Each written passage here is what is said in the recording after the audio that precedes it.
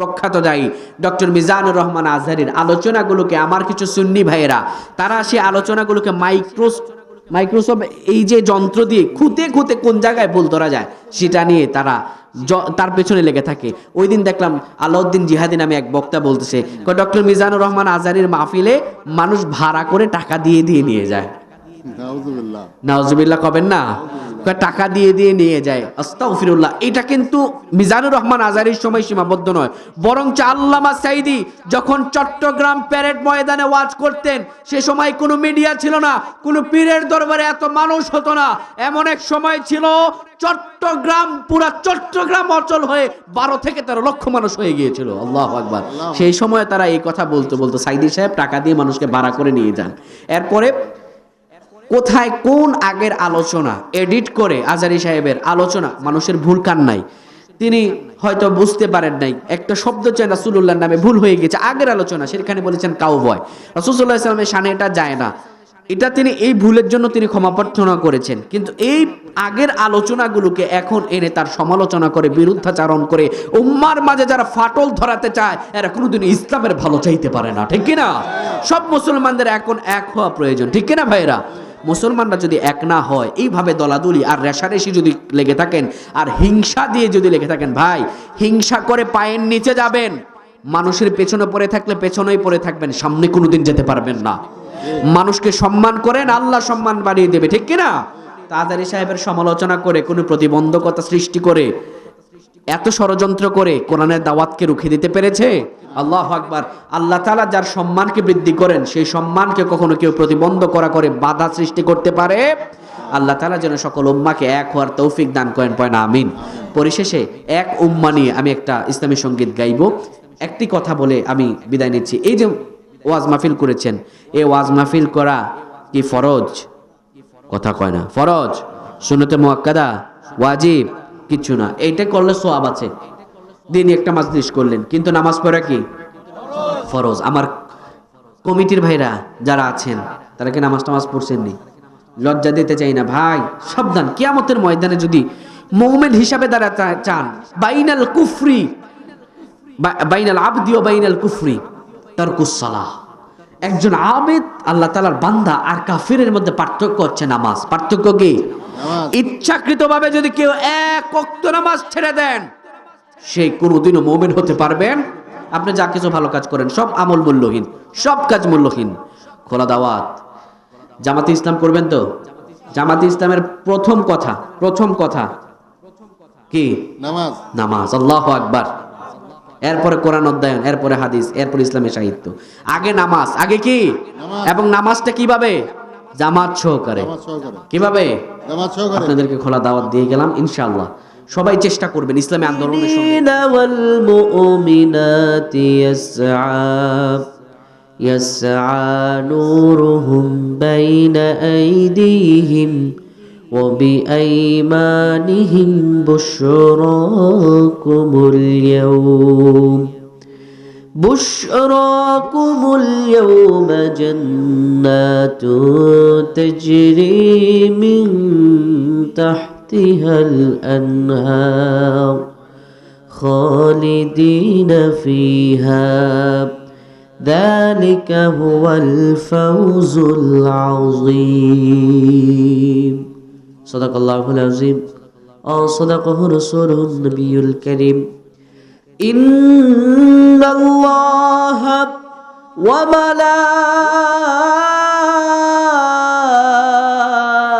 وملائكته يصلون على النبي يا أيها الذين آمنوا صلوا عليه وسلموا تسليما اللهم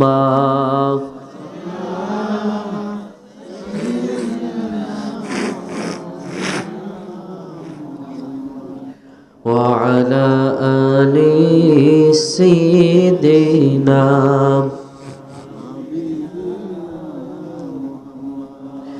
আধার শেষে আলো হাসে অন্ধকার ভেদ করে আলোয় আলোয় সাজিয়ে ফেলে গোটা দুনিয়া রে, গোটা দুনিয়া রে।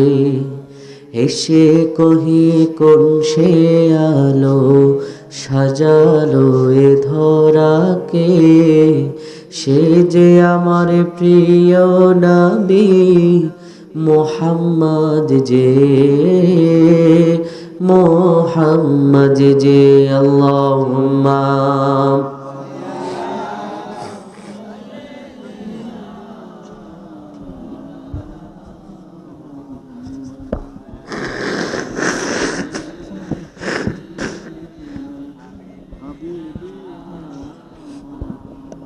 রাসূলুল্লাহ সাল্লাল্লাহু আলাইহি ওয়াসাল্লাম বসে আছেন। একজন সাহাবী রাসূলুল্লাহর কাছে আসলেন। বিশ্বনবী মুহাম্মদুর রাসূলুল্লাহ সাহাবীকে বললেন, ও সাহাবী, আফদলুয যিকরি লা ইলাহা ইল্লাল্লাহ, আফদলুদ দুআ আলহামদুলিল্লাহ। নবীজি বললেন, সাহাবী, আমি তোমাকে দুইটা উত্তম বিষয় শেখাতে চাই। আফদলুয যিকির, সবচাইতে উত্তম জিকির লা ইলাহা ইল্লাল্লাহ। আফদলুদ দুআ, পৃথিবীর বুকে যতগুলো দোয়া আছে, যতগুলো দোয়া করা হয়, সব দোয়া থেকে সর্বশ্রেষ্ঠ দোয়া হলো আলহামদুলিল্লাহ। লা ইলাহা ইল্লাল্লাহ, আমি বলি এটি শুধু জিকির নয়, এটি প্রত্যেকটা মুসলমানের চেতনার নাম, ঠিক কিনা? লা ইলাহা ইল্লাল্লাহর মানে শুধু আল্লাহ ছাড়া কোন মাবুদ নয় এটুকুতে সীমাবদ্ধ নয়, এর অর্থ বিস্তারিত। লা ইলাহা ইল্লাল্লাহর মিনিংস হলো আল্লাহ ছাড়া অন্য কারো দাসত্ব আমরা করব না। লা ইলাহা ইল্লাল্লাহর মিনিংস হলো আল্লাহ ছাড়া আমরা আর কারো কাছে মাথা নত করব না। লা ইলাহা ইল্লাল্লাহর মিনিংস হলো আল্লাহ ছাড়া কোনো তন্ত্রে মন্ত্রে আমরা বিশ্বাসী নই, ঠিক কিনা? তো লা ইলাহা ইল্লাল্লাহ প্রত্যেকটা মুসলমানের চেতনার নাম। তো আমরা এই মহান একটি জিকির করতে রাজি আছি তো সবাই? কে কে রাজি? তো হাত উঁচু করে আল্লাহরে দেখান, হাত ভালো করে উঁচা করেন। না না না, তাকবীর দিয়েন না, তাকবীর দিয়েন না, বসেন বসেন বসেন বসেন বসেন। আমি কথা বলিনি কিছু, হাত উঠান। ওমা, হাত নামান কেন? আমি প্রায় 600 কিলোর উপরে রানিং করে ফেলছি, হাত উঠায় রাখেন। আপনাদের কি কোনো ঘুম ঘুম পাইতেছে? কোনো ক্লান্তি, কোনো সন্দেহ, কোনো সংশয়, কোনো চিন্তা, কোনো টেনশন কিচ্ছু নাই? কি আছে? কি আছে? বুক ভরা ঈমান আছে, ঠিক কি না? ঈমানদারদের কিসের টেনশন? কোনো চিন্তা ভাবনা থাকতে পারে না, তাদের তো মনে হয় এই দুনিয়া পার হতে পারলে জান্নাত, ঠিক কি না? প্রিয় ভাইরা আমার, তা আপনাদের কোনো ক্লান্ত নাই? ও মা, বাবা হাত ওঠান না কেন? একটু হাত ওঠান, আল্লাহ দেখতেছে তো। একটু কষ্ট দিই আপনাদেরকে, আজকেই তো কষ্ট দিব, কালকে এসে কষ্ট দিব? তা আপনাদের কোনো ঘুমটম পাইতেছে না? মাহফিল কতক্ষণ চলবে? ফজরে কাই মাহফিল, আমরা বেশিক্ষণ কষ্ট দিব না ইনশাআল্লাহ। মাহফিল শেষ পর্যন্ত থাকবেন তো? আমি মুসাফির মানুষ, আমি আপনাদের জন্য দোয়া করব, মুসাফিরদের দোয়া কবুল হয়। আপনারা শেষ পর্যন্ত থাকবেন ইনশাআল্লাহ? না ইনশাআল্লাহ আগের দিনের মানুষ বলতো কথা রাখতে, এখন বলে বাটপারি করার জন্য। পরে উঠে চলে যাবেন, বলবেন হুজুর ইনশাআল্লাহ অর্থ হচ্ছে যদি আল্লাহ চায়। আল্লাহ চায় নেই, বসি নেই, এই কথা বলা যাবে না। বলেন ওয়াদা। হাত উঠান, হাত উঠান, বলেন ওয়াদা। শেষ পর্যন্ত থাকবেন? আমি প্রত্যেকের জন্য দোয়া করবো ইনশাআল্লাহ। কেউ উঠবেন না, 1-2 লাগলে দেখা যাবেন, কিন্তু মিথ্যা বলে যদি যান বদদোয়া দিব। 1-2 শুরু হবে, অটোমেটিক থামবে কিন্তু না। তাহলে তাকবীর দিচ্ছি, আপনারা রিপিট করবেন, দেখবো সাতক্ষীরার মানুষ কতটা ঈমান প্রিয়। আমি জানি সাতক্ষীরায় ঈমানদারদের রক্ত লেগে আছে, সুতরাং আমি আপনাদেরকে তাকবীর দিয়ে আপনাদের এই ঈমানদারদের উত্তরসূরিদের দেখতে চাই কেমন ঈমানের জোর। লিল্লাহে তাকবীর, আল কোরআনের আলো, আল হাদিসের আলো, লিল্লাহে তাকবীর। একটু জিকির করেন লা ইলাহা, লা ইলাহা, লা ইলাহা ইল্লাল্লাহ, লা ইলাহা ইল্লাল্লাহ। সবাই লা ইলাহা ইল্লাল্লাহ, লা ইলাহা ইল্লাল্লাহ, লা ইলাহা। নেই কোনো মাবুদ আল্লাহ ছাড়া, নেই কোনো মাশূক আল্লাহ ছাড়া, নেই কোনো মাবুদ আল্লাহ ছাড়া, নেই কোনো মাশূক আল্লাহ ছাড়া। আল্লাহ ছাড়া সব গায়রুল্লাহ, আল্লাহ ছাড়া সব গায়রুল্লাহ, পড়ো লা ইলাহা ইল্লাল্লাহ, লা ইলাহা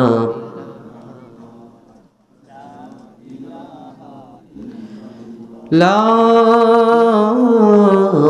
ইলাহা ইল্লাল্লাহ মুহাম্মাদুর রাসূলুল্লাহ সাল্লাল্লাহু আলাইহি ওয়াসাল্লাম।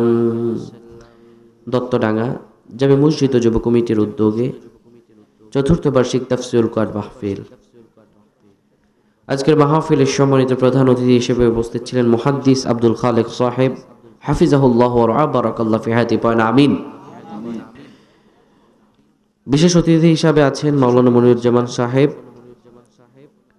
আমার পূর্বে চমৎকারভাবে কথা বলছিলেন হযরত মাওলানা রুস্তম আলী তাওহীদি সাহেব, আপনাদের সাতক্ষীরার গর্ব, যিনি বাংলাদেশের বিভিন্ন প্রান্তে, শুধু বাংলাদেশেই নয়, বাংলাদেশের বাহিরে গিয়েও যিনি কোরআনের কথাগুলো পৌঁছে দেন, এমন একটি রত্ন যিনি কথা বলেছেন আমার শ্রদ্ধাভাজন বড় ভাই মাওলানা রুস্তম আলী তাওহীদি ভাইকে আল্লাহ তাআলা গোটা বিশ্বের জন্য কবুল করেন, পয়না আমিন। আরও যারা কথা বলেছেন, সভাপতি হিসেবে আছেন আলহাজ মাস্টার আব্দুল হাই, মাহফিল পরিচালনা হাফেজ এবাইদুল ইসলাম সাহেব সহ উপস্থিত ওলামায়ে কেরাম, তোলাবায়ে ইলম, আমার সামনে উপবিষ্ট আমার প্রীতিতুল্য মুরব্বী বাবারা, আমার যুবক ভাইয়েরা, আমার সমবয়সী বন্ধুরা, রাস্তাঘাটে দোকানপাটে যে যেখানে দাঁড়িয়ে শুনছেন, পর্দার অন্তরালের বা বোনেরা, প্রত্যেককে আমি আবারও সালাম দিচ্ছি, আসসালামু আলাইকুম ওয়া রাহমাতুল্লাহি ওয়া বারাকাতুহু। মহান রব্বি কারীমের দরবারে আমরা প্রশংসা জ্ঞাপন করছি যে আল্লাহ সুবহানাহু ওয়া তাআলা আমাদেরকে যখন শৈত্য প্রবাহ খুব প্রচণ্ড ও বিকট শীতের এই প্রবাহমান আবহাওয়ায় যখন শরীর একটু দুর্বল হয়ে যায়, মন চায় একটু বিছানায় পিঠ লাগায়, আজ 6 জানুয়ারি রোজ সোমবার, বরকতময় দিন শেষে অন্ধকারের চাদর যখন পৃথিবীকে ঢেকে দিয়েছে, জানান দিয়েছে রাত হয়ে গিয়েছে, ঠিক সেই সময় সকল অলসতাকে কাটিয়ে আল্লাহ তাআলা এই কোরআনের মাজলিসে আসার যে তৌফিক দান করলেন, সেই রব্বি কারীমের দরবার প্রশংসা জ্ঞাপন করছি, পড়ছি আলহামদুলিল্লাহ। আরো শুকরিয়া ও সুজুদ আদায় করছি সেই মহান শাশ্বত রবের দরবার যে আল্লাহ সুবহানাহু ওয়া তাআলা আমাদেরকে কুল কায়নাতের নবী, নবীদেরও নবী, সকল নবীদের শিরোমণি হুজুর আকরাম হযরত আহমদ মুহাম্মদ মুস্তাফা সাল্লাল্লাহু আলাইহি ওয়াসাল্লামের উম্মত হিসাবে পৃথিবীতে প্রেরণ করেছেন। এজন্য আবারও শুকরগুজার করি, পড়ি আলহামদুলিল্লাহ। আল্লাহর প্রশংসা জ্ঞাপন গড়া ছেড়ে পড়ছি, সকলে পড়ছি রব্বানা লাকাল হামদ হামদান কাসীরান তাইয়িবান মুবারাকান ফি। প্রশংসা করলাম কার? সব সময় প্রশংসা করব কার? সুখে থাকলে প্রশংসা করব কার? দুঃখে থাকলে প্রশংসা করব কার? বিপদে পড়লে প্রশংসা করব কার? বিপদ থেকে বাঁচতে পারলে প্রশংসা করব কার? মানুষের ক্ষতি করার সময় প্রশংসা করব কার? আস্তাগফিরুল্লাহ। আল্লাহ আমাদের বুঝদান করুক, পয়না আমিন। আজকের মাহফিল আপনারা চমৎকার ভাবে সাজিয়েছেন যুবক ভাইরা। প্রথমেই মাহফিলের একটি সমালোচনা করে আমি শুরু করছি। মাহফিলের সমালোচনা হচ্ছে, যেহেতু মাহফিল আমরা কেন দেই? সওয়াবের আশায়। কেন দেই? সওয়াবের আশায়। সওয়াবের আশায় মাহফিল কেন্দ্র করে যদি সেখানে দোকানপাটগুলো বসে, তাহলে সেখানে সওয়াবের বদৌলতে গুনাহটা বেশি হয়। মাহফিল যদিও দোকান বসে, সেটা বিকাল পর্যন্ত হওয়া উচিত, রাত পর্যন্ত না। বিকাল পর্যন্তই দোকানপাট বাবা তোমরা চলে যাও, এরপরে আর দোকানপাটের কোনো প্রয়োজন নেই। কেননা দোকানপাটে এখানে মানুষ যত না, সেখানে মানুষ তত বেশি। শুধু একটাই নয়, দুইটা জিনিস বলছি। মাহফিল কি কোনো কসমেটিকের দোকান? মাহফিল এগুলো কি, এখানে মানুষ কি সাজসজ্জা কিনতে আসে? আপনি দেখেন ওখানে কসমেটিকের দোকান বসেছে, মেয়ে ছেলেরা সেখানে আসে, আর দোকানপাটে পর পুরুষের সঙ্গে তাদের শরীর লাগতেছে। আল্লাহর কোরআনের মাহফিলে এসে এটাকে মাহফিলের আমরা কি মাহফিলকে মান দিচ্ছি না মাহফিলকে অপমান করছি? আমাদের বিবেক জাগাতে হবে। আবেগের বসে আমরা ভাবি যে আহারে তারাও তো ব্যবসা করবে। হ্যাঁ, ব্যবসা ঠিক আছে বিকাল পর্যন্ত, তারপরে না। আমার একটা সিম্পল একটা ঘটনা দিয়ে আপনাদেরকে আমি আর আলোচনার দিকে মুভ করতে চাই। গত বছর আমার মার্চের 5 তারিখে মাগুরা একটা প্রোগ্রাম ছিল। সে মাহফিল শেষ করে আমি যখন যাচ্ছি, দেখলাম পুলিশের গাড়ি দাঁড়ানো। আরে কিরে, আমি ভাবলাম যে ওয়াজ মাহফিলে বলছি তখন তো স্বৈরাচারের আমল। ভাবলাম এরা কি এসে আমাকে ধরে টরে নিয়ে যেতে আসলো নাকি। যাই হোক, সামনে যাওয়ার পরে ডাক দিলাম যে এখানে কি হচ্ছে? বললো, তারপরে পুলিশ একজন অফিসার এসে বলল, হুজুর এখানে এক ছেলে এক মেয়ে অপকর্মে জড়িত, তাদেরকে আমরা ধরেছি, এখন এলাকাবাসী তাদেরকে মারবে, তাৎক্ষণিক পুলিশ অফিসার এনেছে। এটাকে মাহফিলকে কলঙ্কিত করা হলো না? এই প্রসেসটা কে করে দিল? আমরা করে দিলাম, তাই নয় কি? ভবিষ্যতে এই ধরনের কাজগুলো বর্জন করা আমাদের অতীব জরুরি, ঠিক কিনা? কোরআনের মাহফিলে কোনো দোকানপাট থাকবে একটা লিমিটেশন সময়, এরপরে আর এর প্রয়োজন নাই। প্রিয় ভাইরা আমার, আমি আপনাদের সামনে পবিত্র কোরআনুল কারীমের চমৎকার একটি সূরা 57 নম্বর সূরার নাম হচ্ছে সূরাতুল আল হাদিদ। সূরার নাম কি? হাদিদ। হাদিদ শব্দের অর্থ হচ্ছে লৌহ, লোহা। এ থেকে কিছু আয়াতে কারিমা তেলাওয়াত করেছি, এর ভিত্তিতে কথা বলবো। আল্লাহ যেন বলার তৌফিক দান করেন, পয়না আমিন। আমার একটা আদত হচ্ছে যে আলোচনা করি, সে আলোচনার পূর্বে আলোচনার প্রেক্ষিক অনুযায়ী একটি ইসলামী নাশিদ গেয়ে থাকে, যদি আপনারা শোনেন শোনাবো। শুনবেন? এখন দেখা যাবে আমি শোনাচ্ছি, আপনারা উঠে উঠে চলে যাচ্ছেন। এই জিনিসটা করা যাবে না, এটা কষ্ট লাগবে আমার কাছে। থাকবেন তো ইনশাল্লাহ? আমরা আল্লাহর কাছে এই কামনা করি, আল্লাহ জীবনে মৃত্যু পর্যন্ত ঈমান নিয়ে যেতে পারবো কিনা আমি জানি না।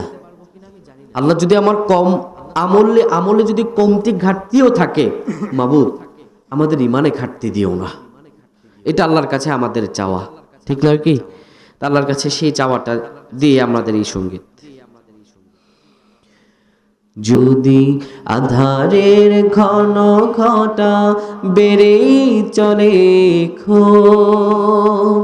যদি কামনার নদীটাতে দিয়েই ফেলি ডুব, যদি পথে ভুলে অলক্ষ্যে হেঁটে চলে বহুদূর,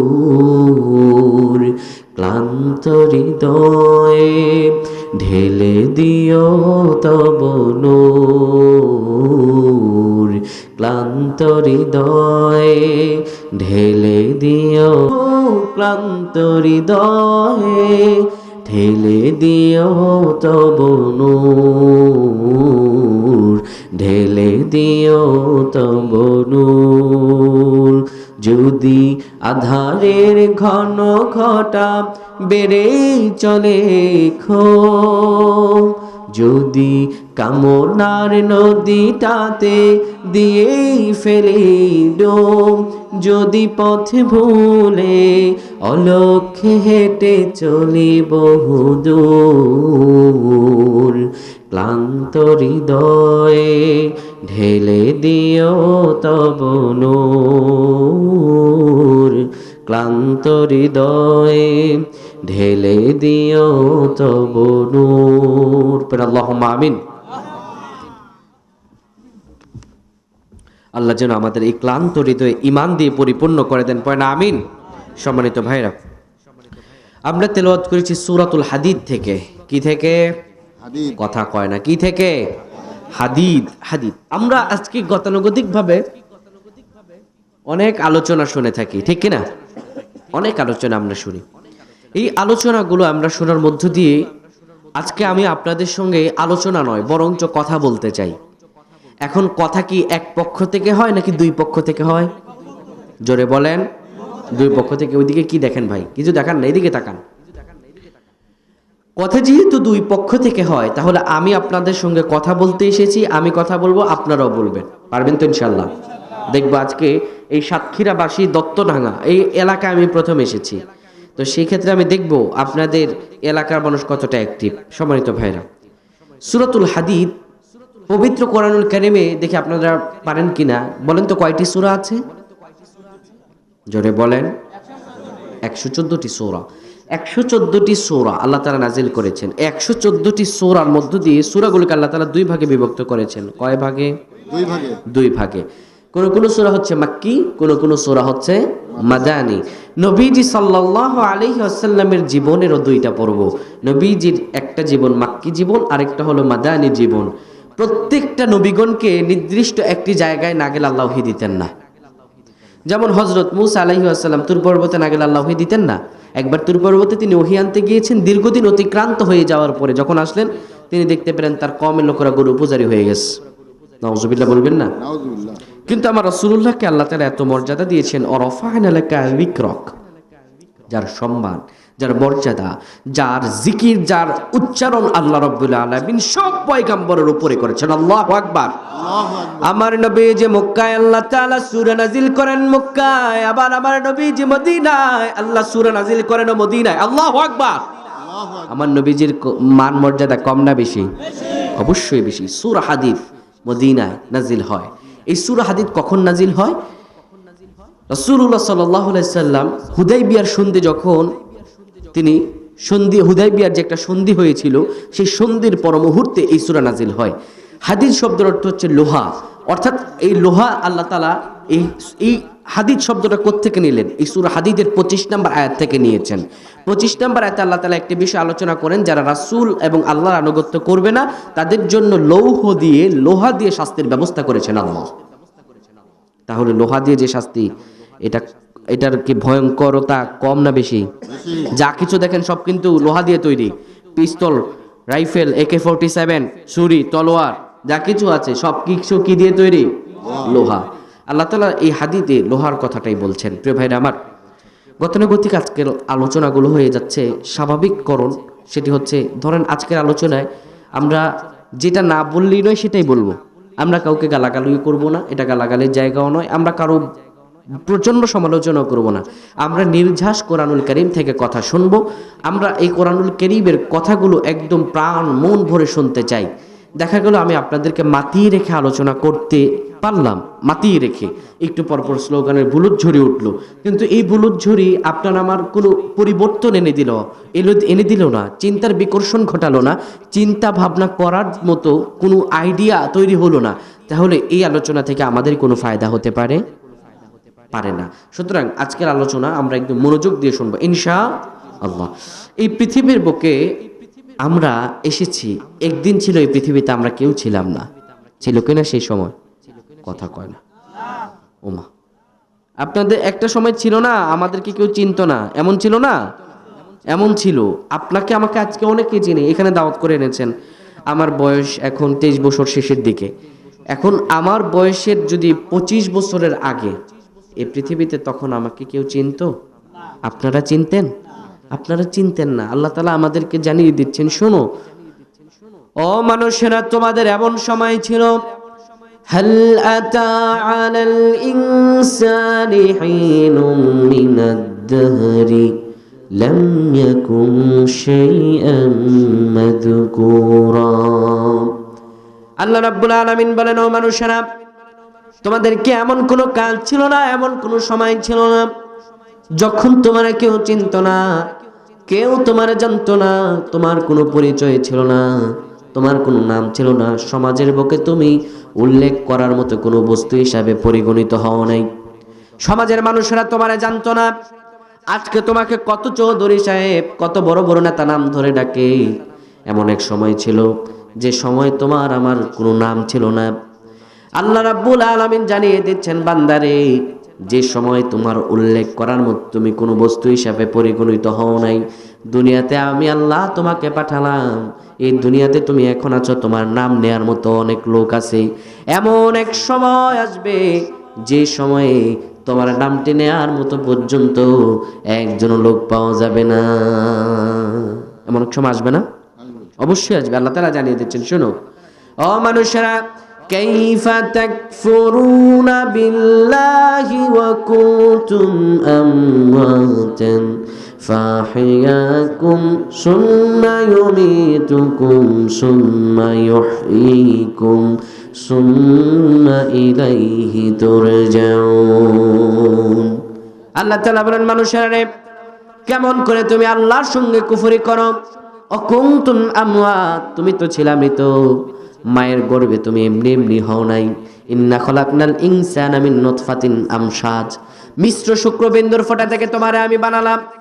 তোমার বাবার পৃষ্ঠদেশ থেকে তোমার বাবার স্পারমেটোজেন এবং তোমার মায়ের ওভাম, এই দুইটাকে একত্রিত করে নাপাক একটা পানির ফোঁটা দিয়ে তোমারে আমি বানিয়েছি। ও মানুষ, কি নিয়ে দম্ভ, কি নিয়ে অহংকার, কি নিয়ে আত্মগরিমা করো? এমন এক সময় ছিল উল্লেখ করার মতো কোনো বস্তু হিসাবে তুমি ছিলে না।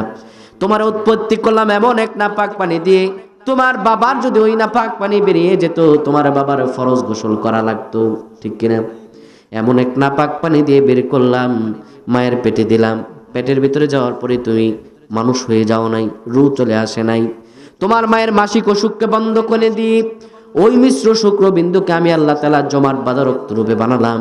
সেই জমাট বাঁধা রক্ত থেকে আমি আল্লাহ তাআলা মাংস বানালাম, মাংস থেকে হাড় বানালাম, কচি কচি হাড় দিয়ে একটা স্ট্রাকচার, একটা বডি একটা তৈরি করলাম। ফাকাসাউনাল ইযামা লাহমা, সেই বডি সেই স্ট্রাকচারকে আমি আল্লাহ চামড়া দিয়ে গোশত দিয়ে রগ দিয়ে সুন্দরভাবে আমি আল্লাহ সাজিয়ে দিলাম। সুম্মা আনশানাহু খালকান আখার, তাকায় দেখো তোমার রব তোমারে কেমন করে বানিয়েছে। দেওয়ার পরে মায়ের পেটে তুমি কি খাবা? তোমার মায়ের অসুখকে বন্ধ করে দিয়ে নাভির সঙ্গে নাভিতে তার লাগাই দিয়েছি। এই তার লাগানোর পরে মায়ের রক্তগুলো দিয়ে তোমারে আমি তিল তিল করে বড় করেছি। রক্তটা মুখে লাগাই নাই, তাহলে মুখটা অপবিত্র হয়ে যাবে। আমি মুখটারে পবিত্র রাখলাম, নাভি দিয়ে খাবারটা পাস করে দিলাম। এই জন্য মুখটারে আমি পাক রাখলাম, যেন দুনিয়াতে আসার পরে তুমি মুখ দিয়ে আমি আল্লাহ নামের জিকির করতে পারো। আল্লাহ তাআলা বলেন, শোনো, কাইফা তাকফুরুনা বিল্লাহ, কেমন করে তুমি আল্লাহর সঙ্গে কুফরি করো। অকুনতুম আমওয়াত, তুমি তো ছিলে মৃত।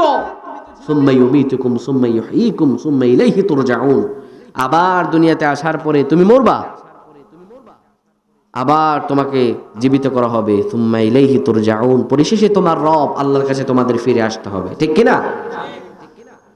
এই পৃথিবী ছেড়ে আমরা যখন চলে যাব অন্ধকার কবরে, দেখেন আপনজন সবাই চলে যাবে, বিশ্বাস করেন এটা? আপনজন, আপনি মরে যাওয়ার পর সবাই চলে যাবে। শুধু তাই নয়, পৃথিবীতে আসার পরে কিরামান কাতিবিন, আপনার দুই কাঁধে দুইজন ফেরেশতা ছিল, এরাও আপনারে থুয়ে পলাবে। দুই কাঁধে ছিল যে তোমার দুইজনা পাহারা, তোমারে কেলা ফালাই পলাইছে তাহারা। তোমার আট কুঠুরি নয় দরজা বন্ধ হই হলো রে, হলো রে। আল্লাহ রাসূল মুখে তুলো, দুয়ারে আইসা সে পানকি রে গাও তুলো রে, তুলো মুখে আল্লাহ রাসূল সবে বলো। কেউ আপন থাকবে? সব পর হয়ে যাবে। লিকুল্লি ইমরিইম মিনহুম ইয়াওমাইযিন শাআনুন ইউগনি, কিয়ামতের ময়দানে অবস্থা হবে প্রত্যেকের এমন ঘোরতর অবস্থা, নিজেকে নিয়ে নিজে মানুষ ব্যস্ত থাকবে, অন্য কারো দিকে তাকানোর সময় নাই, সময় নাই। In the day of the judgement, সেদিন মানুষ নিজেকে নিয়ে নিজে ব্যস্ত থাকবে। তো সেই কিয়ামতের ময়দানের আলোচনা এতক্ষণ ছিল প্রারম্ভিকা, এখন আমরা মূল আলোচনায় ঢুকবো। আল্লাহ তাআলা বলেন, মানুষগুলো দীর্ঘকান্ত ঘুম দিবে। মরে যাওয়ার পরে আসমানগুলো গলে গলে পড়বে, আসমান বিদীর্ণ হবে। এইভাবে কতদিন চলে যাবে আল্লাহ ছাড়া কেউ জানে না। লিমানিল মুলকুল ইয়াউম লিল্লাহি ওয়াহিদুল কাহ্হার, আল্লাহ তাআলা সেদিন কাহ্হার হয়ে থাকবেন।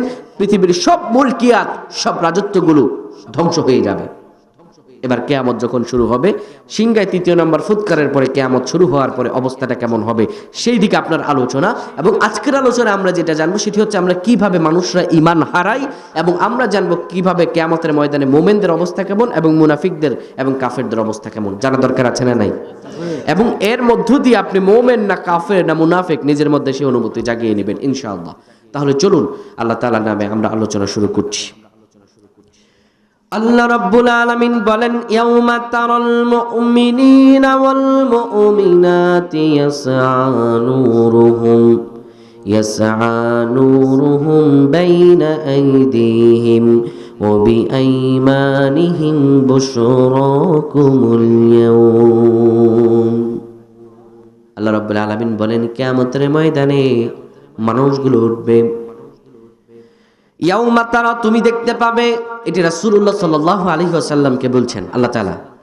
ইয়াউমা তারা, তুমি দেখতে পাবে কিয়ামতের ময়দানে সব মানুষগুলো উঠবে। সেই মানুষগুলো ওঠার মধ্য দিয়ে আমার রাসূলুল্লাহ একটা জায়গায় দাঁড়িয়ে থাকবেন। আমার আল্লাহ বলেন, ইয়াউমা তারা, তুমি সেই জায়গা থেকে দেখবে আল মুমিনিনা ওয়াল মুমিনাত, মুমিন পুরুষ ও মুমিন নারীরা, ইয়াসআ নূরুহুম বাইনা আইদিহিম ওয়া বিআইমানিহিম। কিয়ামতের ময়দানে মুমিন পুরুষেরা মুমিন নারীরা কিয়ামতের ময়দানে ওঠানোর উপরে তারা দেখতে পাবে তাদের ডান দিক থেকে আলো বের হচ্ছে এবং সামনের দিক থেকে আলো, দুই দিক থেকে আলো বের হচ্ছে। রাসূলুল্লাহ সাল্লাল্লাহু আলাইহি সাল্লামকে জিজ্ঞেস করা হলো, ইয়া রাসূলুল্লাহ, সেটা কিসের আলো? বিশ্বনবী মুহাম্মদুর রাসূলুল্লাহ বললেন, কিয়ামতের ময়দানটা হবে একদম গহীন অন্ধকার।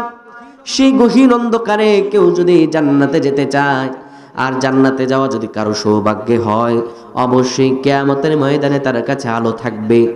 বিশ্বনবী মুহাম্মদুর রাসূলুল্লাহ বলেন, কিয়ামতের ময়দানে যে আলোটা থাকবে, এই আলোটা হলো ঈমানের আলো। কিসের আলো? জোরে বলেন। ঈমানের আলো। নবীজি সাল্লাল্লাহু আলাইহি ওয়াসাল্লাম, কারো কারো আলো থাকবে, কারণ সবার ঈমান তো এক নয়। সবার ঈমান এক নাকি? সবার ঈমান এক নয়। বিশ্বনবী মুহাম্মদুর রাসূলুল্লাহ বলেন, যার ঈমান সবচাইতে বেশি, কারো কারো আলো হবে এমন, এক শহর থেকে আরেক শহর পর্যন্ত তার আলো বিচ্ছুরিত হবে। আল্লাহু আকবার।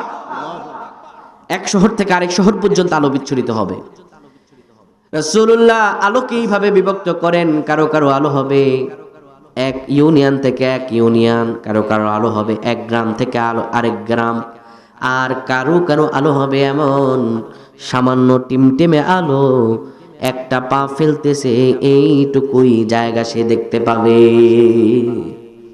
অর্থাৎ যাদের আলো আছে, যারা ইমানদার, কিয়ামতের ময়দানে তাদের আলো থাকবে, আর এই আলো নিয়ে তারা টিম টিম টিম টিম করে হাঁটতে থাকবে। মুমিনরা যখন তাদের আলো নিয়ে হাঁটছে, আল্লাহ রাব্বুল আলামিন কিয়ামতটা গহীন অন্ধকার করেছেন। অন্ধকারাচ্ছন্ন মুমিনরা তাদের আলো নিয়ে আল্লাহর জান্নাতের দিকে ছুটছে। রাসূলুল্লাহ অন্যত্র হাদিসের মধ্যে বলেন, মুমিন যারা হবে তারা কিয়ামতের ময়দান থেকে, যদিও তাদের ঈমানের আলোর বিভক্তি আছে, কেউ যাবে স্পিডে, কেউ যাবে 80 গতি, কেউ যাবে 40, কেউ যাবে 20 গতি, কেউ যাবে 10 স্পিডের গতি। কিন্তু যারাই মুমিন হবে, যাদের কিয়ামতের ময়দানে আলো থাকবে, তারা এমন অবস্থা হবে, তারা তাদের চোখ দিয়ে আল্লাহর জান্নাতের দৃশ্যগুলো দেখতে পাবে।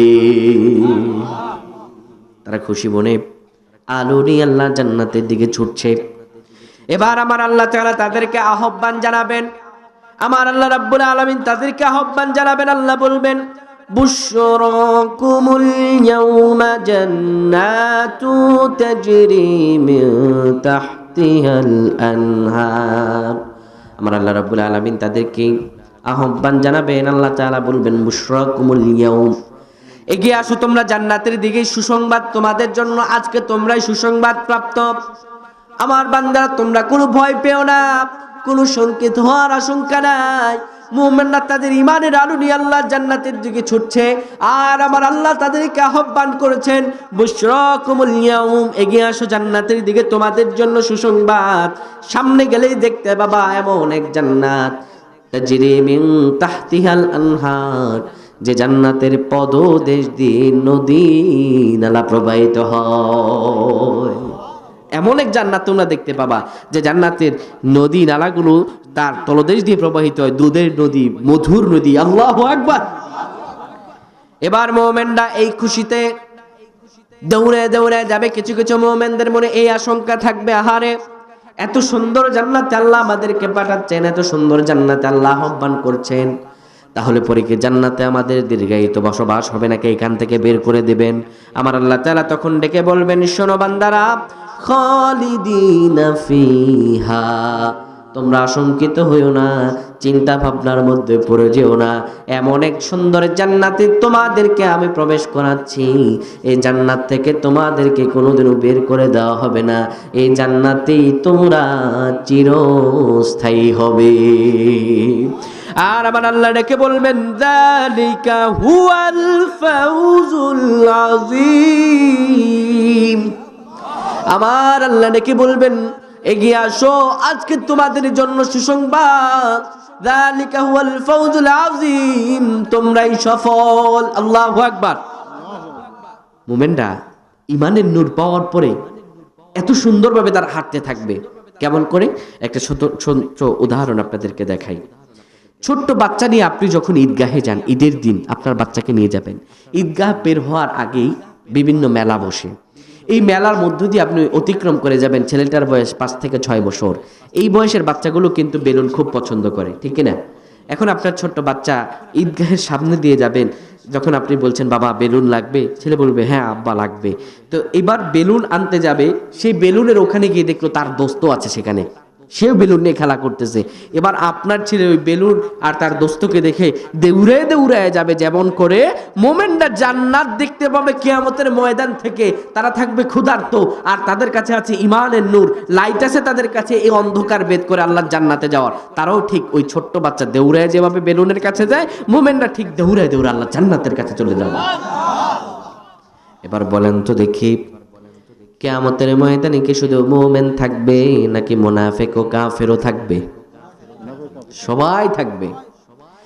এবার মুমিনরা তাদের আলো আসিফ, তাদের ঈমান আসিফ, তারা তাদের ঈমানের নূর নিয়ে আল্লাহ জান্নাতের দিকে ছুটছে।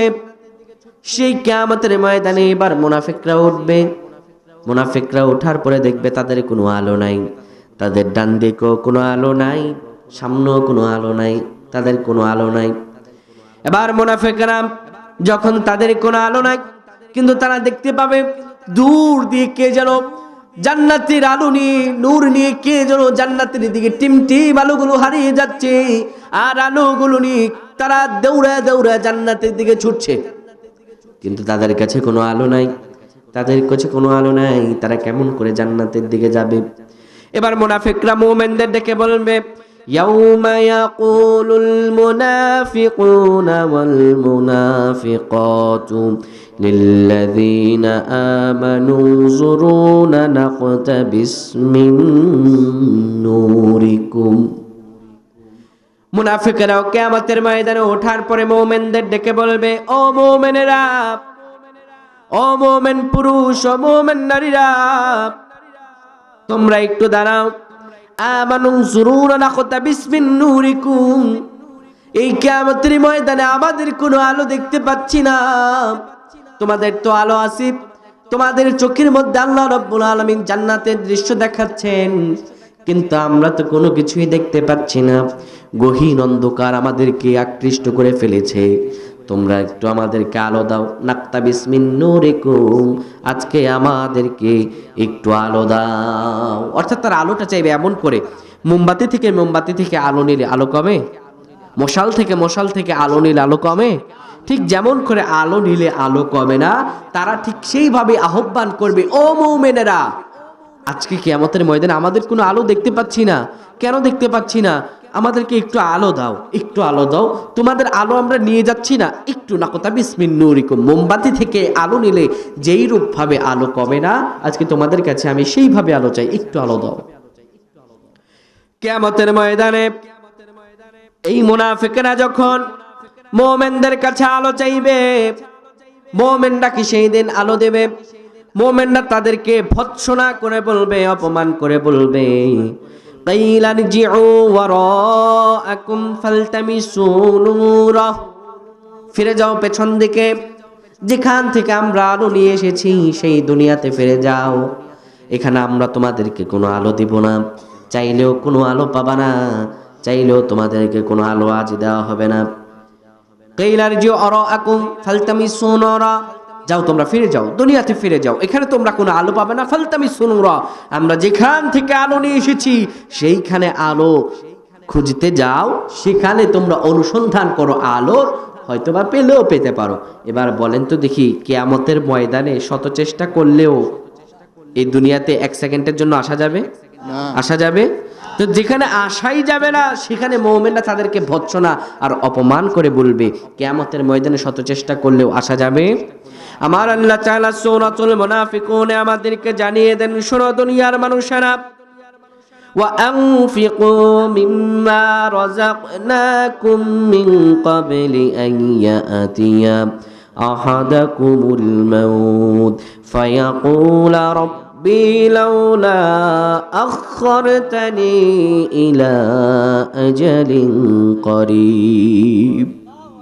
আমার আল্লাহ রাব্বুল আলামিন বলেন, ও দুনিয়ার মানুষেরা, শোনো, তোমাদের সম্পত্তিগুলো, তোমাদের সব কৃতকর্মগুলো, দুনিয়াতে থাকতে তোমাদের সম্পদগুলো আল্লাহর রাস্তায় ব্যয় করে দাও, ঈমানটারে পরিপূর্ণ করে নাও।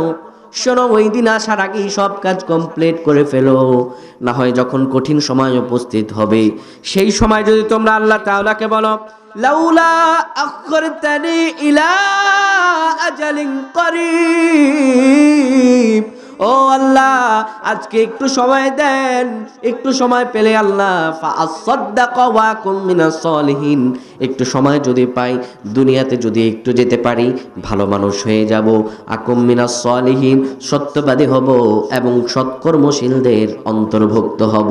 কিয়ামতের ময়দানে মানুষ এই কথাগুলো বলবে, চোখগুলো দিয়ে দাদা করে পানি বের হবে। শুধু তাই নয়, নবীজি বলেন চোখের কুঠুরি থেকে রক্তগুলো প্রবাহিত হবে, কারো কারো চোখগুলো গলে গলে যাবে। মানুষ এত ক্রোধন করবে, এত কান্না করবে, মানুষের সেই কান্নাগুলো প্রবাহমান নদী আকারে ধারণ করবে। মানুষগুলো আল্লাহকে ডেকে বলবে, আল্লাহ একটু সময় দেন, একটু যদি দুনিয়ায় যেতে পারি কোনোদিন আর মুনাফিকি করব না, সব সম্পদগুলো আপনার রাস্তায় ব্যয় করে দিব, আমার মাঝে আর কোনো খুঁত পাবেন না। আল্লাহকে ডেকে ডেকে বলবে, আল্লাহ আকুম মিনাস সলিহিন, আমি সৎকর্মশীলদের অন্তর্ভুক্ত হব। বলেন তো দেখি কিয়ামতের ময়দানে আল্লাহ তাআলাকে যদি বারবার ডাকা হয়, সেই কিয়ামতের ময়দানে আল্লাহর কাছে চাইলে আমার আল্লাহ দুনিয়াতে আবার পাঠাবেন নাকি? আমার আল্লাহ রাব্বুল আলামিন সেদিন ডাক দিয়ে বলবেন, ওয়ালা ইউআখিরাল্লাহু নাফসান ইযা জাআ আজালুহা ওয়াল্লাহু খাবীরুম বিমা তা'মালুন। আমার আল্লাহ রাব্বুল আলামিন বলেন, ওয়ালা ইউআখিরুল্লাহু নাফসান ইযা জাআ আজালুহা, প্রত্যেক ব্যক্তির জন্য একটা নির্দিষ্ট সময় আমি দুনিয়াতে পাঠিয়েছি। এই নির্দিষ্ট সময়ে যদি তুমি ভালো কাজ না করো, আমি আল্লাহ তোমাকে 1 সেকেন্ড আগেও করব না, 1 সেকেন্ড পরেও করব না। শোনো, আল্লাহু খাবীরুম বিমা তা'মালুন। দুনিয়াতে 60, 70, 80 বছর পাওয়ার পরেও তুমি যেহেতু ঈমান নিয়ে কিয়ামতের ময়দানে আসতে পারো নাই, আর একটু সময় পেলে তুমি কতটুকু ভালো ঈমানদার হবা, আমার আল্লাহ বলেন বিমা তা'মালুন, আমি আল্লাহ সব জানি। আল্লাহু আকবার। আল্লাহ বলেন আমি সব জানি। এবার কিয়ামতের ময়দানে মুনাফিকদের কোনো আলো নাই, তাদের কোনো আলো তারা পাবে না। এবার তারা ডেকে বলবে, ও ঈমানদারেরা, নাকতাবিস মিন নূরিকুম, একটু আলো দিলা না? মুমিনরা বলল, কিলার জিওরাকুম ফালতামিসু নূরা, দুনিয়া থেকে আলোর অনুসন্ধান করো। এই কথা মুনাফিকরা বুঝে যাবে যে মুমিনেরা আমাদেরকে ভৎসনা করছে, তারা আমাদেরকে অপমান করছে, আমরা চাইলেও তো দুনিয়াতে যেতে পারবো না, আমাদের সঙ্গে তারা ঠাট্টা মশকরা করছে। তখন এবার তারা তাদেরকে ডেকে বলবে, ও মুমিনেরা, তোমরা আমাদেরকে আলো দিবা না? তারা বলবে যে আলো দেব না। আল্লাহ রাব্বুল আলামিন আরশে আযম থেকে সবকিছু দেখছেন কিনা?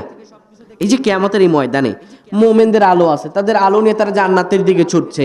এবার তাদেরকে ওই মুনাফিকরা বারবার ডিস্টার্ব করছে, একটু আলো দাও, একটু একজন নাখুদা বিসমিন, এরকম একটু আলো, একটু মোমবাতি থেকে আলো নিব, একটু ভাই মশাল থেকে আলো নিব, আলো তো নাই, আমাদের তো আলো নাই, কিভাবে জান্নাতে যাব? দুনিয়াতে মানুষ যদি বিপদে পড়ে যেমন করে পাগল পারা হয়ে এক জায়গা থেকে আরেক জায়গায় ছুটে, কিয়ামতের ময়দানে যেখানে জীবন মরণের প্রশ্ন, সেখানে মানুষ পাগল পারা হয়ে যাবে। আল্লাহ তো আরশে আযম থেকে তা দেখছেন কিনা? আমার আল্লাহ রাব্বুল আলামিন দেখছেন মুমিন বান্দাদেরকে, সফল কাম বান্দাদেরকে মুনাফিকরা ডিস্টার্ব করছে। এবার আমার আল্লাহ রাব্বুল আলামিন কি করবেন? ফাদরিবা বাইনাহুম বিসসুরিল লাহু বাব। আমার আল্লাহ রাব্বুল আলামিন মুনাফিক আর মুমিনদের মাঝে একটা প্রকাণ্ড দেয়াল দাঁড় করিয়ে দিবেন, একটা প্রকাণ্ড দেয়াল দাঁড় করিয়ে দিবেন। মুনাফিকরা আর চাইতে পারবে না, মুনাফিকরা আর মুমিনদের দেখে বলতে পারবে না, তাদেরকে ধরতেও পারবে না। আল্লাহ তাআলা দেখছেন যে মুমিনদের মুনাফিকরা ডিস্টার্ব করছে, এই সময় আল্লাহ একটা প্রকাণ্ড দেয়াল দাঁড় করিয়ে দিবেন। এই প্রকাণ্ড দেয়াল দাঁড় করার পরে আমার আল্লাহ বলেন, দেয়াল দাঁড় হওয়ার পরে অবস্থা হবে কেমন শোনো, বাতিনুহু ফীহির রাহমা ওয়া যাহিরুহু মিন ক্বাবলিহিল আযাব।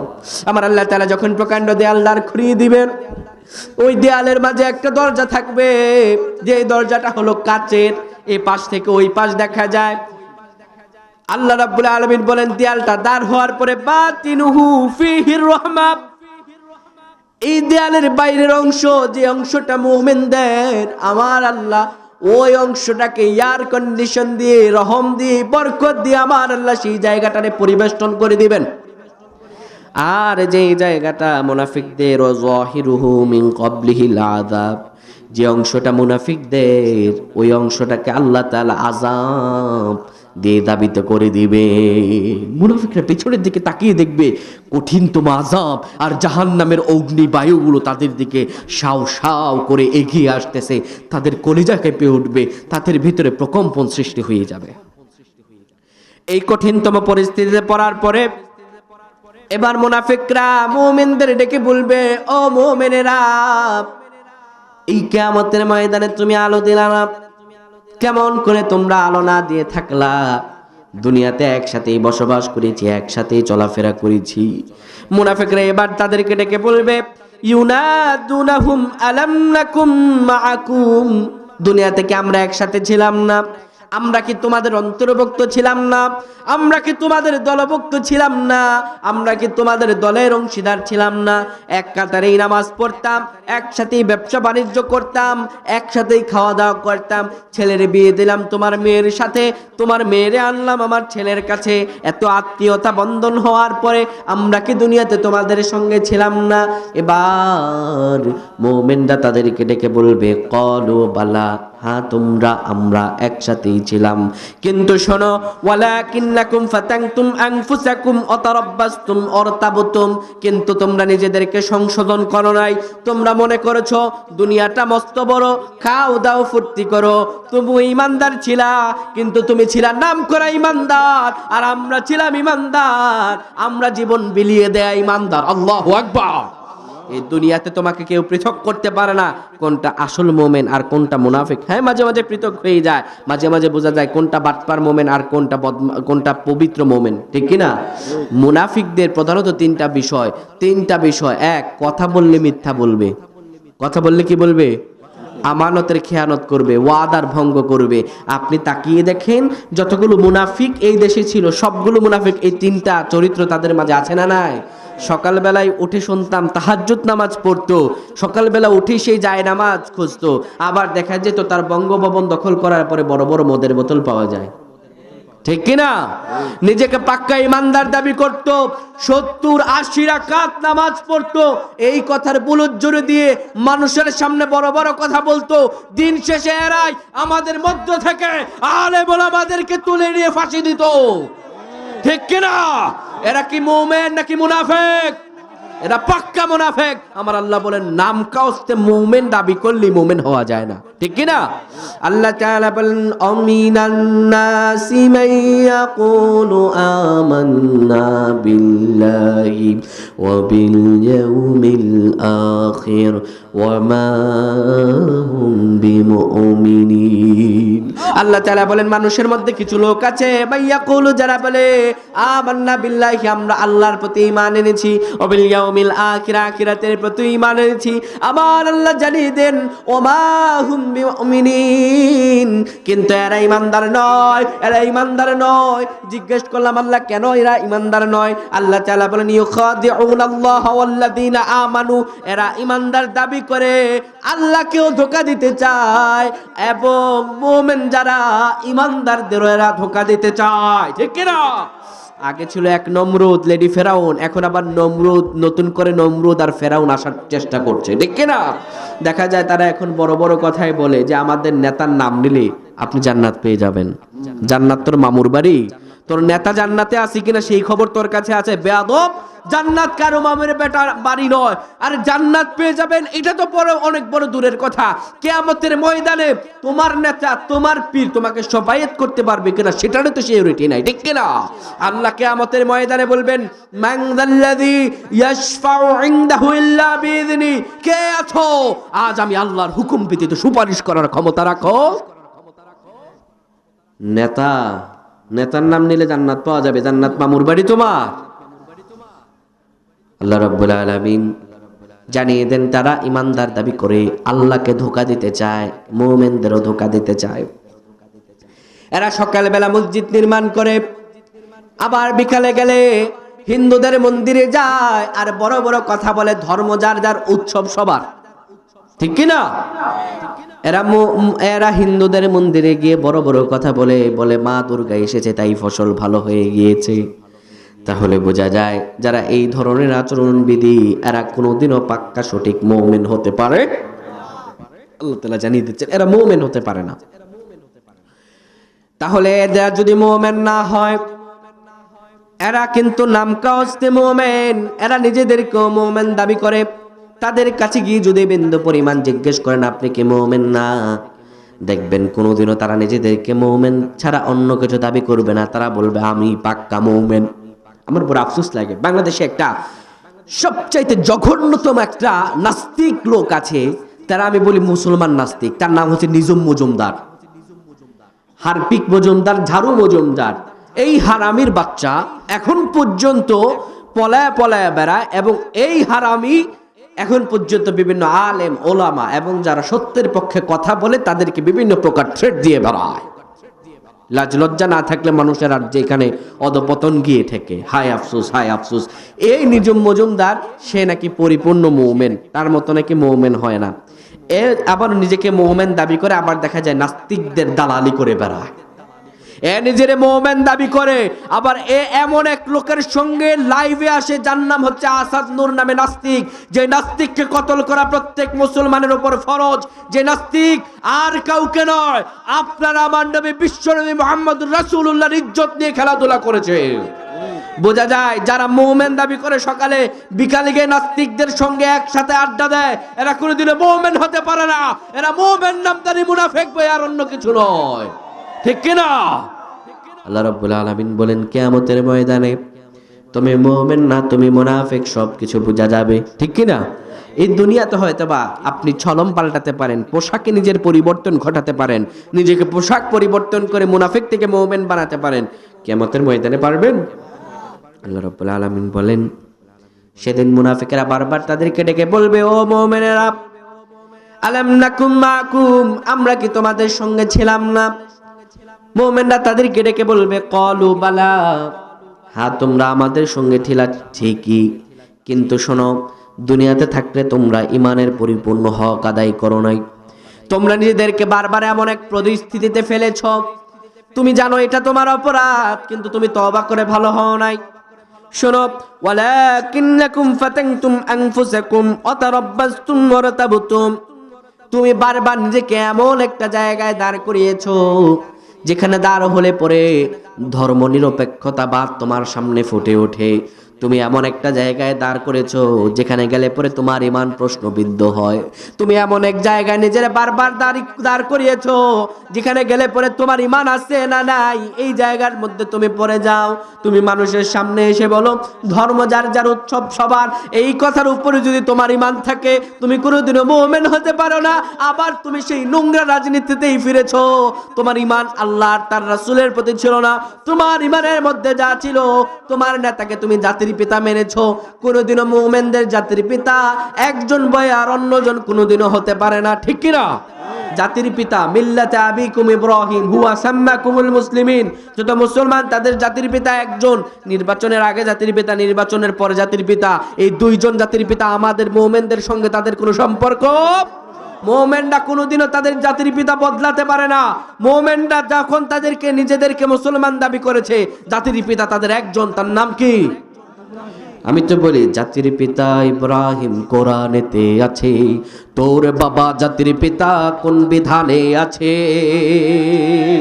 নিজের বাপের জাতির পিতা বানাতে চেয়েছিল। হ্যাঁ, বঙ্গবন্ধুর অবদান অনস্বীকার্য, হ্যাঁ কিছুটা অবদান তার অবশ্যই ছিল না, একদমই যে নাই আমরা তা অস্বীকার করব না, অবদান ছিল। কিন্তু এই অবদানকে ঘিরে তোমরা যাদেরকে আমাদের জাতির পিতার লকবে উপরে তুলতে চেয়েছিলা, তোমার বাবাকে তুমি উপরে তুলতে চেয়েছিলা, আল্লাহ তাআলা কিভাবে মাটির সঙ্গে তাকে মিশিয়ে দিয়েছেন। এই যে জনতার সামনেই মাথার উপরে মুকুট বানায়া বিভিন্ন মূর্তি বানায়া আমাদের সামনে দাঁড় করিয়ে তাকে জাতির পিতা হিসাবে খ্যাতি এবং তাকে জাতির পিতা হিসাবে বারবার ভূষিত করতে চাইলা, দিন শেষে অবস্থাটা হলো কি? এ মানুষই সেই মূর্তির উপরে জোতার আঘাত করে নাই? বঙ্গবন্ধু, তাকে মানুষ রেসপেক্ট করত, তাকে আজ এই অপমান করার সবচাইতে বড় কারণ তার নিজের মেয়ে। ঠিক কিনা? তার মেয়ের কারণে আজ মানুষ তাকে লাঞ্ছনা, বঞ্চনা এবং অপমান করে এই পরিস্থিতির সম্মুখীন করেছে। সুতরাং ইংরেজিতে একটা প্রবাদ বাক্য আছে, এক্সেস ভেরি ব্যাড, অতিরিক্ত কোনো কিছু। খবরদার, জালেম থেকে শিক্ষা নাও। পরবর্তীতে যারা খাওয়ার জন্য আর উৎপত করছো, নিজেদেরকে আর সামলাতে পারছো না, তোমাদেরও সময় আসবে পতন যখন আল্লাহ রাব্বুল আলামিন দেন, তখন কেউ সেই পতন ঠেকানোর ক্ষমতা রাখতে পারে না, ঠিক কিনা? কিয়ামতের ময়দানে সব ফাঁস হয়ে যাবে। আল্লাহ রাব্বুল আলামিন বলেন, সেদিন মুমিনরা তাদেরকে ওয়াজ করবে, মুমিনরা তাদেরকে ডেকে বলবে, আমাদের সঙ্গে ছিলা, বারবার এমন এমন পরিস্থিতিতে নিজেদেরকে ফেলেছিলা, যেই পরিস্থিতিতে ফালানোর পরে তোমরা এমন এমন পরিস্থিতিতে ফালাইছো, যেই পরিস্থিতিতে তোমাদের ঈমান প্রশ্নবিদ্ধ হয়ে গিয়েছে। এবং এমন এক সময় আসলো, অগররাতকুমুল আমানিয়্যু হাত্তা জাআ আমরুল্লাহি ওয়া গররাকুম বিল্লাহিল গরুর। তোমাদের নির্দিষ্ট সময় চলে আসলো, আর সেই নির্দিষ্ট সময় আসার পরে আল্লাহ তাআলার পক্ষ থেকে তোমাদের পথটা মুনাফিকদের পথ হিসাবে রূপান্তর হলো। এখন তোমরা চাইলেও মুমিন হতে পারবে না, চাইলেও নিজেদেরকে আর সংশোধন করতে পারবে না। তোমাদের অবস্থান আর কাফেরদের অবস্থান আজ এক। কিয়ামতের ময়দানে যারা মুনাফিক হিসাবে যাবে, আল্লাহ তাআলা তারপর আয়াতে বলেন, শোনো, ফালইয়াউমা লা ইউখযু মিনকুম ফিদিয়া, সেদিন আল্লাহ তাআলা কোনো বিনিময় গ্রহণ করবেন না, ওয়ালা মিনাল্লাযীনা কাফারু, মুনাফিক আর কাফেরদের থেকে, অর্থাৎ তাদের অবস্থা আর মুনাফিকদের আর কাফেরদের অবস্থা, আবু জাহালের অবস্থা আর মুনাফিকদের অবস্থা এক হয়ে যাবে। এরপর আল্লাহ বলেন, মাওয়াকুমুন নার, তাদের অবস্থান আবাসস্থল হবে জাহান্নাম। তাদের আবাসস্থল কই হবে? জাহান্নাম। এরপর আল্লাহ বলেন, হিয়া মাউলাকুম ওয়া বিইসাল মাসির, আহারে তাদের অবস্থান কতটাই ঘৃণিত আর কতটাই অপ্রীতিকর। আল্লাহ রাব্বুল আলামিন যেন আমাদেরকে বুঝদান করে, পড়েন আমিন। এই সূরাতুল হাদীদের আলোচনা হচ্ছে 16 নম্বর আয়াত পর্যন্ত।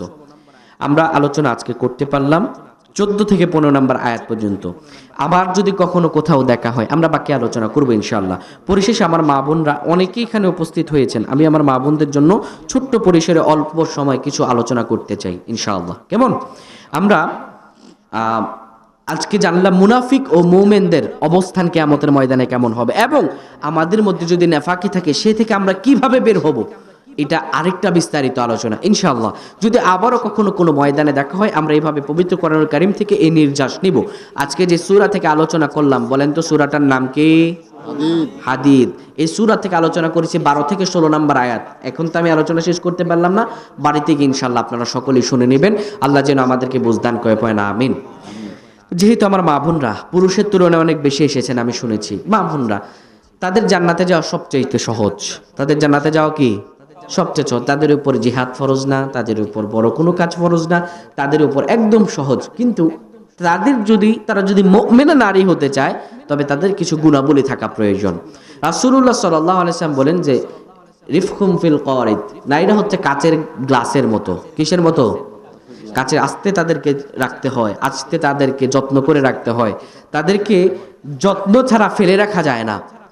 রাসূলুল্লাহ সাল্লাল্লাহু আলাইহি ওয়াসাল্লাম বলেন যে যখন একটা কন্যা সন্তান কারো ঘরে জন্ম নেয় আল্লাহ তাআলা আকাশ থেকে একজন ফেরেশতা অবতীর্ণ করান, সেই ফেরেশতা লেখে তুমি জান্নাতের পয়গাম পেলা।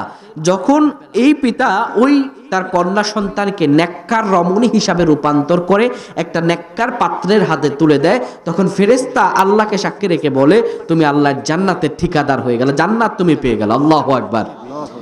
এবং শুধু তাই নয়, নেককার রমণী এই জান্নাতে, এই পৃথিবীতে প্রত্যেকটা পুরুষের জন্য জান্নাত, প্রত্যেকটা পুরুষের জন্য কি? আর দুনিয়া কুল্লুহা মাতা। রাসূল সাল্লাল্লাহু আলাইহি ওয়াসাল্লাম বলেন দুনিয়া হলো ভোগ্য বস্তু। ও খায়রু মাতা'আদ দুনিয়া আল মারআতু সালিহা, সব ভোগ্য বস্তুর মধ্যে শ্রেষ্ঠ শান্তির ভোগ্য বস্তু হলো নেককার স্ত্রী। কি স্ত্রী? নেককার স্ত্রী। যার ঘরে একজন নেককার স্ত্রী তার ঘরটা জান্নাত, আর যার ঘরে বদকার স্ত্রী তার ঘরটা কি? জাহান্নাম। এটা শুধু বিবাহিতরাই বলতে পারবেন। দেখা যাবে আপনার স্ত্রী যদি নেককার হয়, কঠিনতম কাজ করে বাড়িতে আসছেন, আসার পরে যদি বলেন এক গ্লাস পানি দাও, স্ত্রী নেককার হলে আপনার যত্ন আত্মীয় করবে, পানিও এনে দেবে। আর স্ত্রী যদি বদকার হয় বলবে তোমার পানি তুমি নিয়ে খাও, এত পানি দেওয়ার সময় নেই, ঠিক কিনা? তাহলে নেককার স্ত্রীদের কিছু গুণাবলী আছে। এবং স্ত্রী মাঝে মাঝে যদি ঘাড় উল্টিয়ে ফেলে তারও ওষুধ আছে না নাই? আল্লাহ তাআলা এই পবিত্র কোরআন কারীমে সূরাতুন নিসায় জানিয়ে দিচ্ছেন। আসুন আমরা এই থেকে স্বল্প পরিসরে আলোচনা শুনি। আল্লাহ তাআলা বলেন, আল্লাহ রাব্বুল আলামিন বলেন আর-রিজালু কাওয়ামুনা আলান নিসা বিমা ফাদ্দালাল্লাহু বা'দাহুম আলা বা'দ। আল্লাহ রাব্বুল আলামিন বলেন প্রত্যেকটা পুরুষের নারীর উপরে পুরুষদের কর্তৃত্ব দিয়েছি। নারীদের কর্তৃত্ব দিলাম পুরুষদের উপরে, অর্থাৎ নারীদের উপরে পুরুষদের কর্তৃত্ব দিলাম। প্রত্যেকটা নারীর উপরে পুরুষদের কর্তৃত্ব রয়েছে। আল্লাহকে জিজ্ঞেস করলাম, আল্লাহ কেন কর্তৃত্ব দিলেন? আল্লাহ বলেন, এর উপর আল্লাহ তাআলা অপরকে শ্রেষ্ঠত্ব দিলেন, অর্থাৎ নারীর উপরে পুরুষের শ্রেষ্ঠত্ব দিলেন। আল্লাহকে বললাম, আল্লাহ কেন শ্রেষ্ঠত্ব দিলেন? আল্লাহ তাআলা জানিয়ে দেন, শোনো, এই জন্য শ্রেষ্ঠত্ব দিলাম, ওয়াবিমা আনফাকু মিন আমওয়ালিহিম, কেননা এই পুরুষেরা এই নারীদের পেছনে টাকা খরচ করে। এই পুরুষেরা কি করে? নারীদের পেছনে টাকা খরচ করে। নারীদেরকে ইনকাম করার কথা আল্লাহ তাআলা বলেন নাই। যখন তোমার স্ত্রী হয়েছে, ওই স্ত্রী ভরণ পোষণের দায়িত্ব স্বামীর উপর বর্তিত করে দিয়েছেন কে? আল্লাহ তাআলা বলেন পুরুষেরা নারীদের পেছনে টাকা খরচ করে, কিন্তু আধুনিক নারীরা বলে স্বামীর ইনকাম খাবো না, নিজের পায়ে নিজে দাঁড়াবো। তুই কার পায়ে দাঁড়িয়ে আছিস বোন? কার পায়ে দাঁড়িয়ে আছিস? অর্থাৎ নিজের স্বামীকে চা বানিয়ে খাওয়ালে সেটা চাকরানি, আর কাজ করতে গিয়ে 10 বেটারে চা খাওয়ালে সেটা হচ্ছে নিজের ইনকাম, নিজের পায়ে নিজে দাঁড়ানো, ঠিক কিনা? আল্লাহ তাআলা বানাতে চাইলেন একজনের কাছে তোমাকে রাজরানী, আর তুমি বোন হতে চাইলা চাকরানি, ঠিক নয় কি? আল্লাহ রাব্বুল আলামিন বলেন, নারীদেরকে আমি ইনকাম করার কথা বলি নাই, তাদের উপর ইনকামের বোঝা চাপিয়ে দেই নাই। যখন তোমার বিয়ে হয়েছে, অবিমা আনফাকু মিন আমওয়ালিহিম, এই পুরুষেরাই তোমার পেছনে টাকা খরচ করে। শোনো, কার পেছনে টাকা খরচ করা হয়? কোন নারীরা সৎ কর্মশীল নারী, তাদের পরিচয় শোনো। ফাসসালিহাতু কানিতাতুন হাফিযাতুল লিল গায়বি বিমা হাফিজাল্লাহ। ফাসসালিহাত যারা সৎ কর্মশীল, কানিতাতুন আনুগত্যশীল, হাফিযাতুন স্বামীর মালের সম্পদের হেফাজত করে। শুধু তাই নয়, লিল গায়বি বিমা হাফিজাল্লাহ, আল্লাহ স্বামীর জন্য তার যে লজ্জাস্থানকে বৈধ করেছেন, তার লজ্জাস্থানকে যে হালাল করেছেন, এটা স্বামী ব্যতীত অন্য কোনো পুরুষের কাছে দেয় না। আপনাদের এলাকায় প্রবাসী কেমন আছে আমি জানি না, কিন্তু দেখা যায় ম্যাক্সিমাম প্রবাসী যেই এলাকায় আছে, সেই এলাকার মধ্যে পরকীয়া সবচাইতে বেশি, ঠিক কিনা? স্বামী যদি যেতে পারে বিদেশে, বাবা শাহজালাল, শরীরের সব হালাল, ঠিক কিনা? মার্কেট করার জন্য চলে যায়, আহারে। আর দোকানদারের আছে বলে, ভাবি আপনি না দেখলে আমার মন ভরে না। আল্লাহ আল্লাহ মাফ করে পড়েন, আমিন। আল্লাহ তাআলা বলেন, না শোনো, সৎকর্মশীল নারীরা, ফাসসালিহাত, তারা সৎকর্মশীল, তারা সৎ কাজগুলো করে। কানিতাতুন, স্বামীর আনুগত্যশীল, হাফিজাতুন, স্বামীর সম্পদ এক টাকাও এদিক সেদিক অপচয় করে খরচ করে না। লিল গায়বি বিমা হাফিজাল্লাহ, এবং স্বামীর অবর্তমানে নিজের সব লজ্জাস্থানগুলোকে হেফাজত করে, ভুলেও অন্য কোনো পুরুষকে দেখানোর জন্য দেয় না, তার সঙ্গে কোনো প্রকার মেলামেশাও করে না। এরপর আল্লাহ রাব্বুল আলামিন বলেন, শোনো, চলতে ফিরতে গিয়ে নারীর সঙ্গে তোমার বাঁধতে পারে, তোমার রাগ হতে পারে, তার সঙ্গে গোসা হতে পারে, কিন্তু গোসা হলে পরে সে নারীর উপরে তোমরা রাগান্বিত হয়ে তাকে তালাক দিও না, তারে তোমার থেকে দূরে ঠেলে দিও না। শোনো, আল্লাহ রাব্বুল আলামিন বলেন, ওয়াল্লাতী তাখাফুনা নুশুজাহুন্না ফাইদুহুন্না ওয়াহজুরুহুন্না ফিল মাদাজি' ওয়াদরিবুহুন। আল্লাহ তাআলা বলেন, যদি তোমার স্ত্রীর সঙ্গে চলতে ফিরতে গিয়ে কথায় কাটাকাটি হয়, একটু বেঁধে যায়, শোনো, তুমি অ্যাগ্রেসিভ হয়েও না। আল্লাতী তাখাফুনা নুশুজাহুন্না ফাইদুহুন্না, তাকে প্রথমে আদেশ দাও, সুন্দর সুন্দর উপদেশ দিয়ে বোঝাও, তাকে সুন্দরভাবে নিচা পোছা দিয়ে বোঝাও, আদর করে যত্ন করে বোঝাও। কখনো, এই যে জামাতের আমির একটা কথা বলেছিলেন যে কখনো স্ত্রীকে সন্তানদের সামনে বকাঝকা করবেন না। তাকে যদি শাসন করতেই হয়, পরম আদরে বুকে জড়িয়ে তার সব ভালো কাজের স্বীকৃতি দিয়ে এরপরে তাকে আদর করে পরম যত্নে সবার আড়ালে নিয়ে বলবেন, এই কাজটাতে আমি কষ্ট পেয়েছি, এটা তুমি করো না, এটা থেকে তুমি যদি এটা ছাড়তে পারো আমি তোমাকে ভালোবাসবো, এই কাজটা আমার পছন্দ নয়।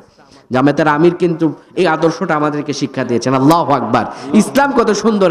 ইসলামী নেতাদের আদর্শ শুধুমাত্র ওই সংসদ ভবনেই নয়, প্রত্যেকটা পারিবারিক এবং সাংসারিক জীবনেও আল্লাহু আকবার আল্লাহ তাআলা দিয়েছেন। আল্লাহু আকবার।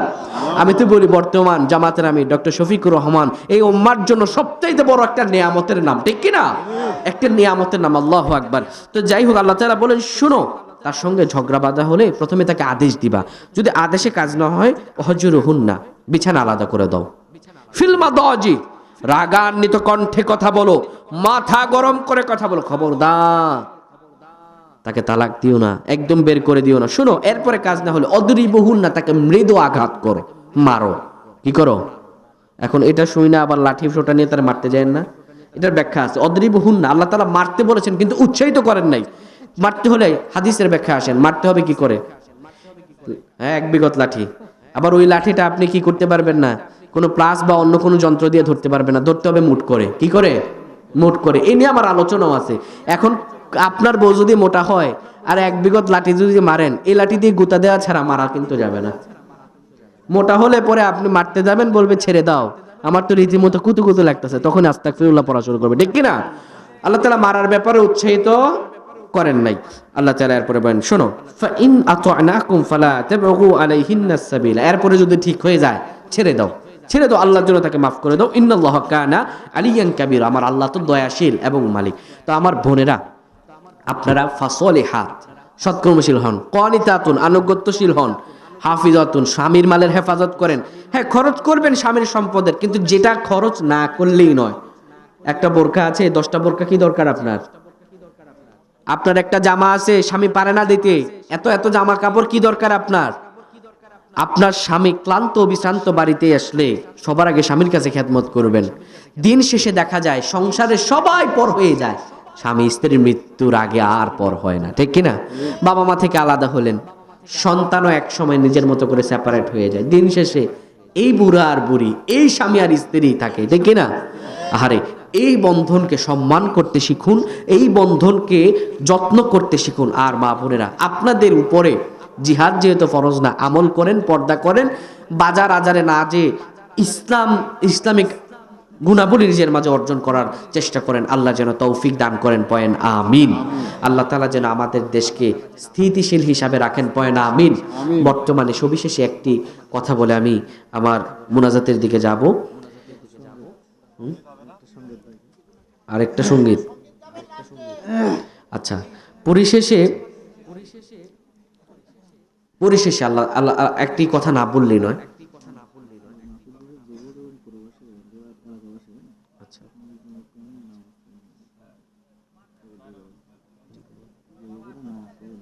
আচ্ছা, প্রিয় ভাইরা আমার, আমরা আলোচনা একদম শেষ এবং আমরা এখন মোনাজাতের দিকে যাব। কিছু কথা না বললেই নয়। আমরা চাই আগামীর বাংলাদেশ যেন কোরআনের বাংলাদেশ হয়। চান এটা? কথা কয় না। চান এটা? মৌখিক নাকি আন্তরিক? আন্তরিক যদি এই কারণ হয় তাহলে একটা কথা মানতে হবে, ওয়াতাসিমু বিহাবলিল্লাহি জামিআ ওয়ালা তাফাররাকু, আল্লাহর রজ্জুকে আঁকড়ে ধরতে হবে, পরস্পর বিচ্ছিন্ন হওয়া যাবে নিষেধ করেছেন কে? কিন্তু আপনি আমি দেখা যায় আল্লাহর রজ্জুকে আঁকড়ে ধরবো, দূরে থাক। আমরা টুপি দিয়ে মুসলমানের ঈমান বিচার করি। যদি কোনো টুপি দেখি, আর এটা সুন্নি হুজুর, এই টুপি দেখলে এত ওহাবি হুজুর, এই টুপি দেখলে এত সালাফি হুজুর, এত মানহাজি হুজুর। মুসলমানদের পরিচয় মুসলমানই হওয়া উচিত, অন্য কোনো কিছু নয়। ঠিক কি না? হাক্কা তুকাতিহি ওয়ালা তামুতুন্না ওয়া আনতুম মুসলিমুন। আল্লাহ বলেন মুসলমান না হয়ে বেটা মরিস না। সূরা আলে ইমরানের 102 নম্বর আয়াত আল্লাহ বলেন মুসলমান না হয়ে মরো না। আল্লাহ কিন্তু বলেন না তুমি সালাফি না হয়ে মরো না। আল্লাহ কিন্তু বলেন নাই যে তুমি ওহাবি হয়ে মরিও না। আল্লাহ কিন্তু বলেন নাই তুমি সুন্নি হয়ে মরিও না। আল্লাহ বলেন মুসলমান না হয়ে মরিও না। এই উম্মাহকে যদি একত্রিত করতে হয়, এই উম্মার যদি একতার প্রয়োজন হয়, তাহলে সবাইকে সহনশীল আচরণ করতে হবে। ঠিক কিনা? অ্যাগ্রেসিভ আর হিংসাত্মক মনোভাব নিয়ে কোনোদিনও ইসলামের বিজয় আনা সম্ভব। কিন্তু আফসোসের সহিত বলতে হয়, বাংলাদেশের একজন প্রখ্যাত দায়ী ডক্টর মিজানুর রহমান আজহারীর আলোচনাগুলোকে আমার কিছু সুন্নি ভাইয়েরা, তারা সেই আলোচনাগুলোকে মাইক্রোসফট এই যে যন্ত্র দিয়ে খুঁতে খুঁতে কোন জায়গায় ভুল ধরা যায় সেটা নিয়ে তারা তার পেছনে লেগে থাকে। ওই দিন দেখলাম আলাউদ্দিন জিহাদি নামে এক বক্তা বলতেছে, ডক্টর মিজানুর রহমান আজহারীর মাহফিলে মানুষ ভাড়া করে টাকা দিয়ে নিয়ে যায়। নাউজুবিল্লাহ কবেন না? টাকা দিয়ে নিয়ে যায়, আস্তাগফিরুল্লাহ। এটা কিন্তু মিজানুর রহমান আজহারীর সময় সীমাবদ্ধ নয়, বরং আল্লামা সাঈদী যখন চট্টগ্রাম প্যারেড ময়দানে ওয়াজ করতেন, সে সময় কোনো মিডিয়া ছিল না, কোনো পীরের দরবারে এত মানুষ হতো না। এমন এক সময় ছিল চট্টগ্রাম, পুরা চট্টগ্রাম অচল হয়ে 12 থেকে 13 লক্ষ মানুষ হয়ে গিয়েছিল। আল্লাহু আকবার। সেই সময় তারা এই কথা বলতে সাঈদী সাহেব টাকা দিয়ে মানুষকে ভাড়া করে নিয়ে যান। এরপরে কোথায় কোন আগের আলোচনা এডিট করে আজারি সাহেবের আলোচনা, মানুষের ভুল কান নাই, তিনি হয়তো বুঝতে পারেন নাই, একটা শব্দ চাই রাসূলুল্লাহর নামে ভুল হয়ে গেছে, আগের আলোচনা সেখানে বলেছেন কাউবয়, রাসূল সাল্লাল্লাহু আলাইহি ওয়াসাল্লামের শানে এটা যায় না, এটা তিনি এই ভুলের জন্য তিনি ক্ষমা প্রার্থনা করেছেন। কিন্তু এই আগের আলোচনাগুলোকে এখন এনে তার সমালোচনা করে, বিরুদ্ধাচারণ করে উম্মার মাঝে যারা ফাটল ধরাতে চায়, এরা কোনোদিন ইসলামের ভালো চাইতে পারে না, ঠিক কিনা? সব মুসলমানদের এখন এক হওয়া প্রয়োজন, ঠিক কিনা ভাইরা? মুসলমানরা যদি এক না হয়, এইভাবে দলাদলি আর রেশারেশি যদি লেগে থাকেন, আর হিংসা দিয়ে যদি লেগে থাকেন, ভাই হিংসা করে পায়ের নিচে যাবেন, মানুষের পেছনে পড়ে থাকলে পেছনেই পড়ে থাকবেন, সামনে কোনোদিন যেতে পারবেন না। মানুষকে সম্মান করেন, আল্লাহ সম্মান বাড়িয়ে দেবে, ঠিক কিনা? আজারি সাহেবের সমালোচনা করে, কোনো প্রতিবন্ধকতা সৃষ্টি করে, এত ষড়যন্ত্র করে কোরআনের দাওয়াতকে রুখে দিতে পেরেছে?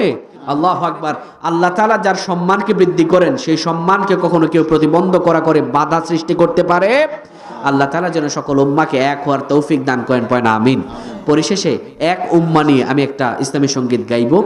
একটি কথা বলে আমি বিদায় নিচ্ছি। এই যে ওয়াজ মাহফিল করেছেন, এই ওয়াজ মাহফিল করা কি ফরজ? কথা কয় না। ফরজ, সুন্নতে মুআক্কাদা, ওয়াজিব কিচ্ছু না। এইটা করলে সওয়াব আছে। দিনই একটা মাজলিস করলেন, কিন্তু নামাজ পড়া কি ফরজ। আমার কমিটির ভাইরা যারা আছেন, তারা কি নামাজ টামাজ পড়ছেন নি? লজ্জা দিতে চাই না ভাই, সাবধান। কিয়ামতের ময়দানে যদি মুমিন হিসাবে দাঁড়াতে চান, বাইনাল কুফরি, বাইনাল আবদি ও বাইনাল কুফরি তারকুস সালাহ। একজন আবেদ আল্লাহ তাআলার বান্দা আর কাফিরের মধ্যে পার্থক্য হচ্ছে নামাজ। পার্থক্য কি? ইচ্ছাকৃতভাবে যদি কেউ এক ওয়াক্ত নামাজ ছেড়ে দেন, সে কোনোদিনও মুমিন হতে পারবেন। আপনি যা কিছু ভালো কাজ করেন, সব আমল মূল্যহীন, সব কাজ মূল্যহীন। খোলা দাওয়াত, জামাতে ইসলাম করবেন তো? জামাতে ইসলামের প্রথম কথা কি? নামাজ। নামাজ। আল্লাহু আকবার। এরপরে কোরআন অধ্যয়ন, এরপরে হাদিস, এরপরে ইসলামের সাহিত্য। আগে নামাজ, আগে কি? এবং নামাজটা কিভাবে? জামাত সহকারে। কিভাবে? আপনাদেরকে খোলা দাওয়াত দিয়ে গেলাম। ইনশাআল্লাহ সবাই চেষ্টা করবেন ইসলামী আন্দোলনের সঙ্গে জড়িয়ে থাকতে। কেমন? আল্লাহ আমাদের কবুল করুক, পয়না আমিন। তা আমার সাথে পুরনো একটি সঙ্গীত আমরা আলে মুহাম্মদ কামা সাল্লাইতা আলা ইব্রাহিম ওয়া আলা আলি ইব্রাহিম ইন্নাকা হামিদুম মাজিদ। আল্লাহুম্মা বারিক আলা মুহাম্মদ ওয়া আলা আলি মুহাম্মদ কামা বারাকতা আলা ইব্রাহিম ওয়া আলা আলি ইব্রাহিম ইন্নাকা হামিদুম মাজিদ। শেষ পর্যন্ত যারা উপস্থিত থাকবেন, আমি বিশ্বাস করি আপনারা মোনাজাতে শেষ অবধিও থাকবেন। আমি প্রত্যেকের জন্য একদম ধরে ধরে দোয়া করবো ইনশাআল্লাহ। যদি একটা ওয়াদ আমাকে দেন, আমি আপনাদের কাছে চাইবো এটা। রাত গভীর মোনাজাত করতে করতে সেই বাড়ি যেতে যেতে 12:30 ছুঁই। তো স্বাভাবিকভাবে এই শীতকালে আমরা ঘুমিয়ে যাই 9:30 10টার মধ্যে, তাই না? যেহেতু এখন রাত গভীর হয়ে গিয়েছে, আর সেই দোষটা আমি নিজেকেই দেব। তো সেই কারণে আমি আপনাদের কাছে একটা অনুরোধ, একটা শেষ ওয়াদা নিতে চাই। শুধু আজকের জন্য একটা ওয়াক্ত নামাজ আমি আপনাদেরকে জামাত সহকারে পড়তে দেখতে চাই। আপনারা সকলেই ওয়াদা করবেন, আজকের ফজর নামাজ যদি জামাত সহকারে পড়ার ওয়াদা আমাকে দেন, তাহলে ইনশাআল্লাহ আমি আপনাদের সকলের জন্য দোয়া করব। পারবেন এই ওয়াদা দিতে আমাকে? কে কে পারবেন হাত ওঠান। কে কে পারবেন? আমি মন করে সবার জন্য দোয়া করবো। বাবা আজকে, ভাই আমার যুবক ভাইয়ের, আজকে শুধু, কালকের জন্য আমি বলবো না। ও ভাই হাত ওঠান না কেন ভাই? হাত উঠান ভাই, হাত উঠান, আল্লাহ কবুল করবে। আপনি মানজাদ্দা ওয়াজাদা, যে চেষ্টা করে সে না পায়, চেষ্টা না করলে আপনি পাবেন কি করে? পড়বেন তো ভাই? আমি কিন্তু আমার ওবায়দুর ভাই থেকে খবর নেব ইনশাআল্লাহ। পড়বেন ভাই, কেমন? ওয়াদা দিয়েছেন আপনারা পড়বেন, আমি সবার জন্য দোয়া করব ভাই, কেমন? আমরা সকলের জন্য দোয়া করব। আমরা একটু পড়ি।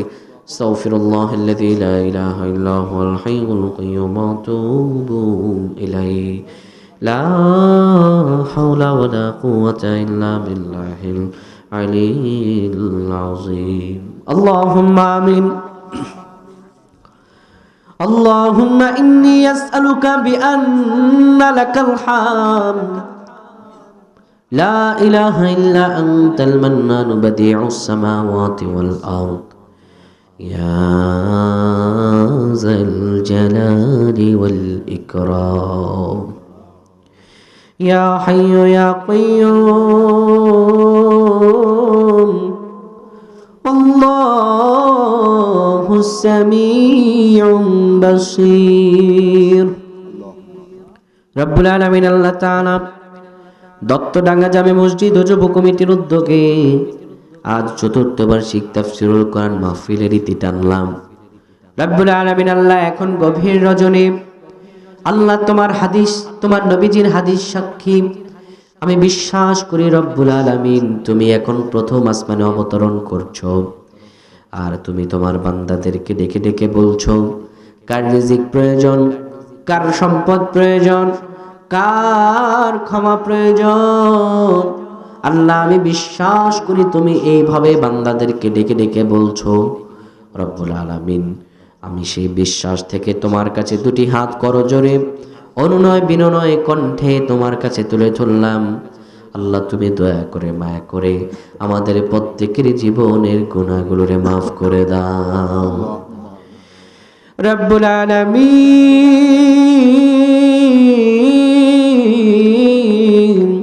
গভীর রজনী রে আল্লাহ, এই গভীর রজনীতে তোমার কাছে কি দিয়ে হাত বাড়াবো গো আল্লাহ? জীবনের গুনাহগুলো ছাড়া তো আমাদের হাত বাড়ানোর কোনো কিছু নাই।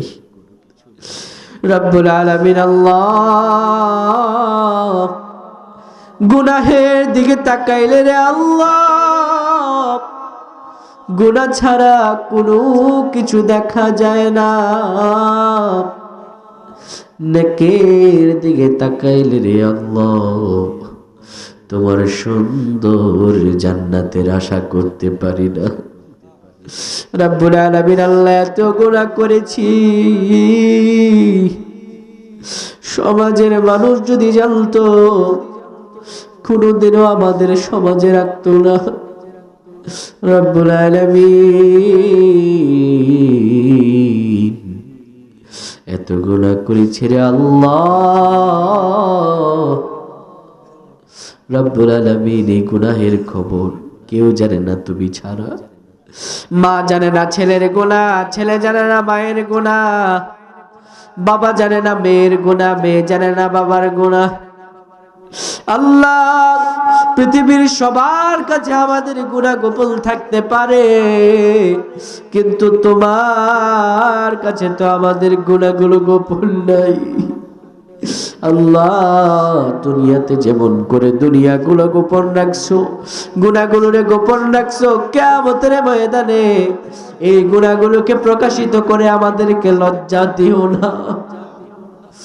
রব্বুল আলামিন, ওই কিয়ামতের ময়দানে জানি আপন বলতে কেউ থাকবে না রে আল্লাহ। ওই কিয়ামতের ময়দানে আমার হাত, আমার পা আমার বিরুদ্ধে সাক্ষ্য দিবে। পৃথিবীর সব আপনজন গুলো হারিয়ে যাবে, কেউ আপন হবে না। আল্লাহ, দুনিয়ার গুনাহ দুনিয়ায় মাফ করে দিও, দুনিয়ার গুনাহ দুনিয়ায় মাফ করে দিও, কবরে গুনাহগুলো আমাদের দেখাইও না। রব্বুল আলামিন, ও আল্লাহ মাবুদ মেহেরবান, আমরা যারা হাত বাড়ালাম গো আল্লাহ, জানি না রে আল্লাহ কে জানে মা হারায় এতিম, কে জানি রে বাবা হারায় এতিম। রব্বুল আলামিন আল্লাহ, যারা মা হারিয়েছে তারা বুঝে রে মা হারানোর ব্যথা কি, যারা বাবা হারিয়েছে তারা বুঝে রে বাবা হারানোর ব্যথা কি। রব্বুল আলামিন আল্লাহ, যাদের মা নাই, যাদের বাবা নাই, আল্লাহ তুমি তাদের মা বাবার কবরগুলো জান্নাতের বাগান বানায় দাও। রব্বুল আলামিন আল্লাহ, আমাদের আব্বা আম্মা যারা জীবিত আছেন, আমাদের আব্বা আম্মা গুলোকে তুমি পরিপূর্ণ সুস্থতার সঙ্গে তুমি দীর্ঘ নেক হায়াত দান করো। রব্বুল আলামিন আল্লাহ, আজকে দত্তডাঙ্গা জামে মসজিদ ও যুব কমিটির উদ্যোগে যে তাফসিরুল কোরআন মাহফিল হলো, আল্লাহ তুমি কিয়ামত পর্যন্ত এই তাফসিরুল কোরআন মাহফিলকে কবুল করে নাও। রব্বুল আলামিন আল্লাহ, যত জায়গায় তাফসিরুল কোরআন মাহফিল লেখাটা দেখি নিজেরে ধরে রাখতে পারি না। আল্লামা সাইদির চেহারাটা নিজের হৃদয়ের স্পটে ভেসে ওঠে। রব্বুল আলামিন আল্লাহ, যার তাফসির শোনার ইচ্ছে সবারই ছিল, রব্বুল আলামিন আল্লামা সাইদিকে আমাদের মধ্য থেকে যারা কেড়ে নিয়ে গেল, যারা আমাদেরকে তার কোরআনের তাফসির শোনা থেকে বঞ্চিত করলো, আল্লাহ তোমার কাছে বিচার দিলাম। রব্বুল আলামিন তুমি নিজ হাতে তাদের বিচার করিও গো আল্লাহ। রব্বুল আলামিন আমাদের যাদের স্বপ্ন ছিল তার তাফসির শোনা, জান্নাতে একটা জায়গা করে দিও যেখানে তোমার কোরআনের তাফসির আমরা আল্লামা সাইদির মুখ থেকে শুনবো। রব্বুল আলামিন আল্লাহ, যারা দিনের জন্য জীবন দিল, আল্লাহ তুমি প্রত্যেককে শহীদের উচ্চ মাকাম দান করো। আল্লামা সাইদির কবরটারে জান্নাতের বাগান বানায় দাও। রব্বুল আলামিন এই দত্তডাঙ্গার যুব সমাজকে তুমি কবুল করে নাও। আল্লাহ, আমার যুবক ভাইদেরকে নামাজে মুত্তাকি দিনদার বানায় দাও। এই মাহফিল করতে গিয়ে আমার প্রবাসী ভাইয়েরা অনেক অর্থ সম্পদ টাকা দিয়েছেন। আবার আমার ব্যবসায়ী ভাইয়েরা, বিভিন্ন শ্রমজীবী পেশার মানুষেরা যারা আল্লাহ 1 টাকা থেকে ধরে আল্লাহ যারা যতটুকু অর্থ তোমার রাস্তায় কোরআনের খাতিরে দিলেন, আল্লাহ প্রত্যেকের দান ও সাদাকাকে তুমি কবুল আর মঞ্জুর করে নাও। আল্লাহ তাআলা প্রত্যেককে তুমি এর ওসিলা করে প্রত্যেককে তুমি সুলতানুল আরিফিন বানায়া দাও। আমার যে যুব সমাজ, আমার যুবক ভাইরা কষ্ট করলেন, আমার যুবক ভাইদেরকে যারা পড়াশোনা করে এলেন বাড়িয়ে দাও। আর আমার যুবক ভাইরা যারা কাজ করে কিংবা কাজ খুঁজিতেছে তাদেরকে উত্তম কাজের ব্যবস্থা তুমি করে দাও। রব্বুল আলামিন আল্লাহ তাআলা মালিক, খাস করে আমার হাফেজ আবাইদুল ভাইরে কবুল করে নাও। আমার আবাইদুল ভাইকে তুমি আল্লাহ এই এলাকার জন্য যোগ্য আলেম হিসাবে তুমি কবুল করে নাও। রব্বুল আলামিন আল্লাহ, আমার আবাইদুল ভাইয়ের পরিবারকে কবুল করো। রব্বুল আলামিন এই দত্তডাঙ্গা এই মাহফিলের সভাপতি সাহেব, প্রধান অতিথি, রব্বুল আলামিন আল্লাহ যারাই আছেন মাহফিল পরিচালনায়, আল্লাহ আমার মা বোনরাও এসেছেন, আমার শ্রোতা ভাইয়েরা প্রত্যেককে তুমি কবুল করে নাও। আল্লাহ পরিশেষে দোয়া করি আমার মা বোনরা যারা কোরআন শুনতে আসলেন, আমার মা বোনদেরকে তুমি রাবেয়া বসরির মতো বানিয়ে দাও।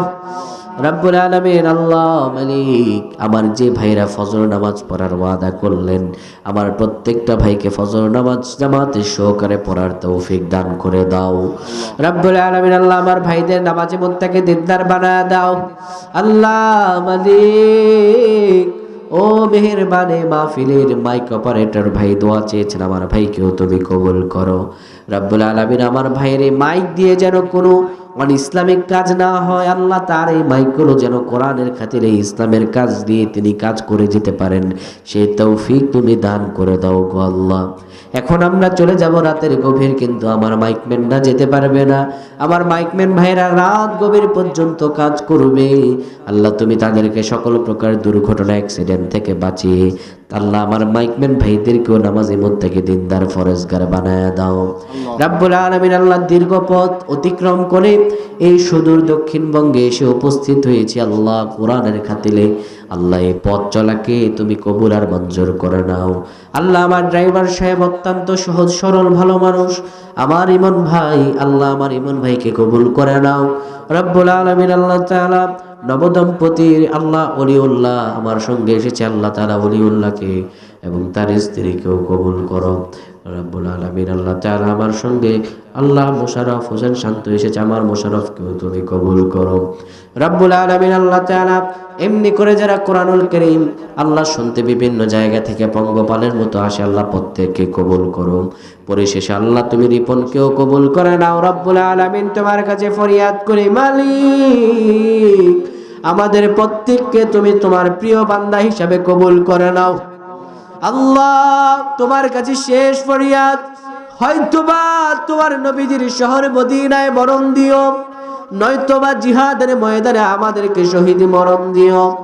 সেই মরণকালে আপনজন যখন চিরতরে হারিয়ে পর হয়ে যাবে, সেই কঠিন সময় রব্বুল আলামিন তোমার হাবিবের নুরানি চেহারা খানা সামনে এনে জবান দিলে জারি করে দিও মধুর কালিমা লা ইলাহা ইল্লাল্লাহু মুহাম্মাদুর রাসূলুল্লাহ।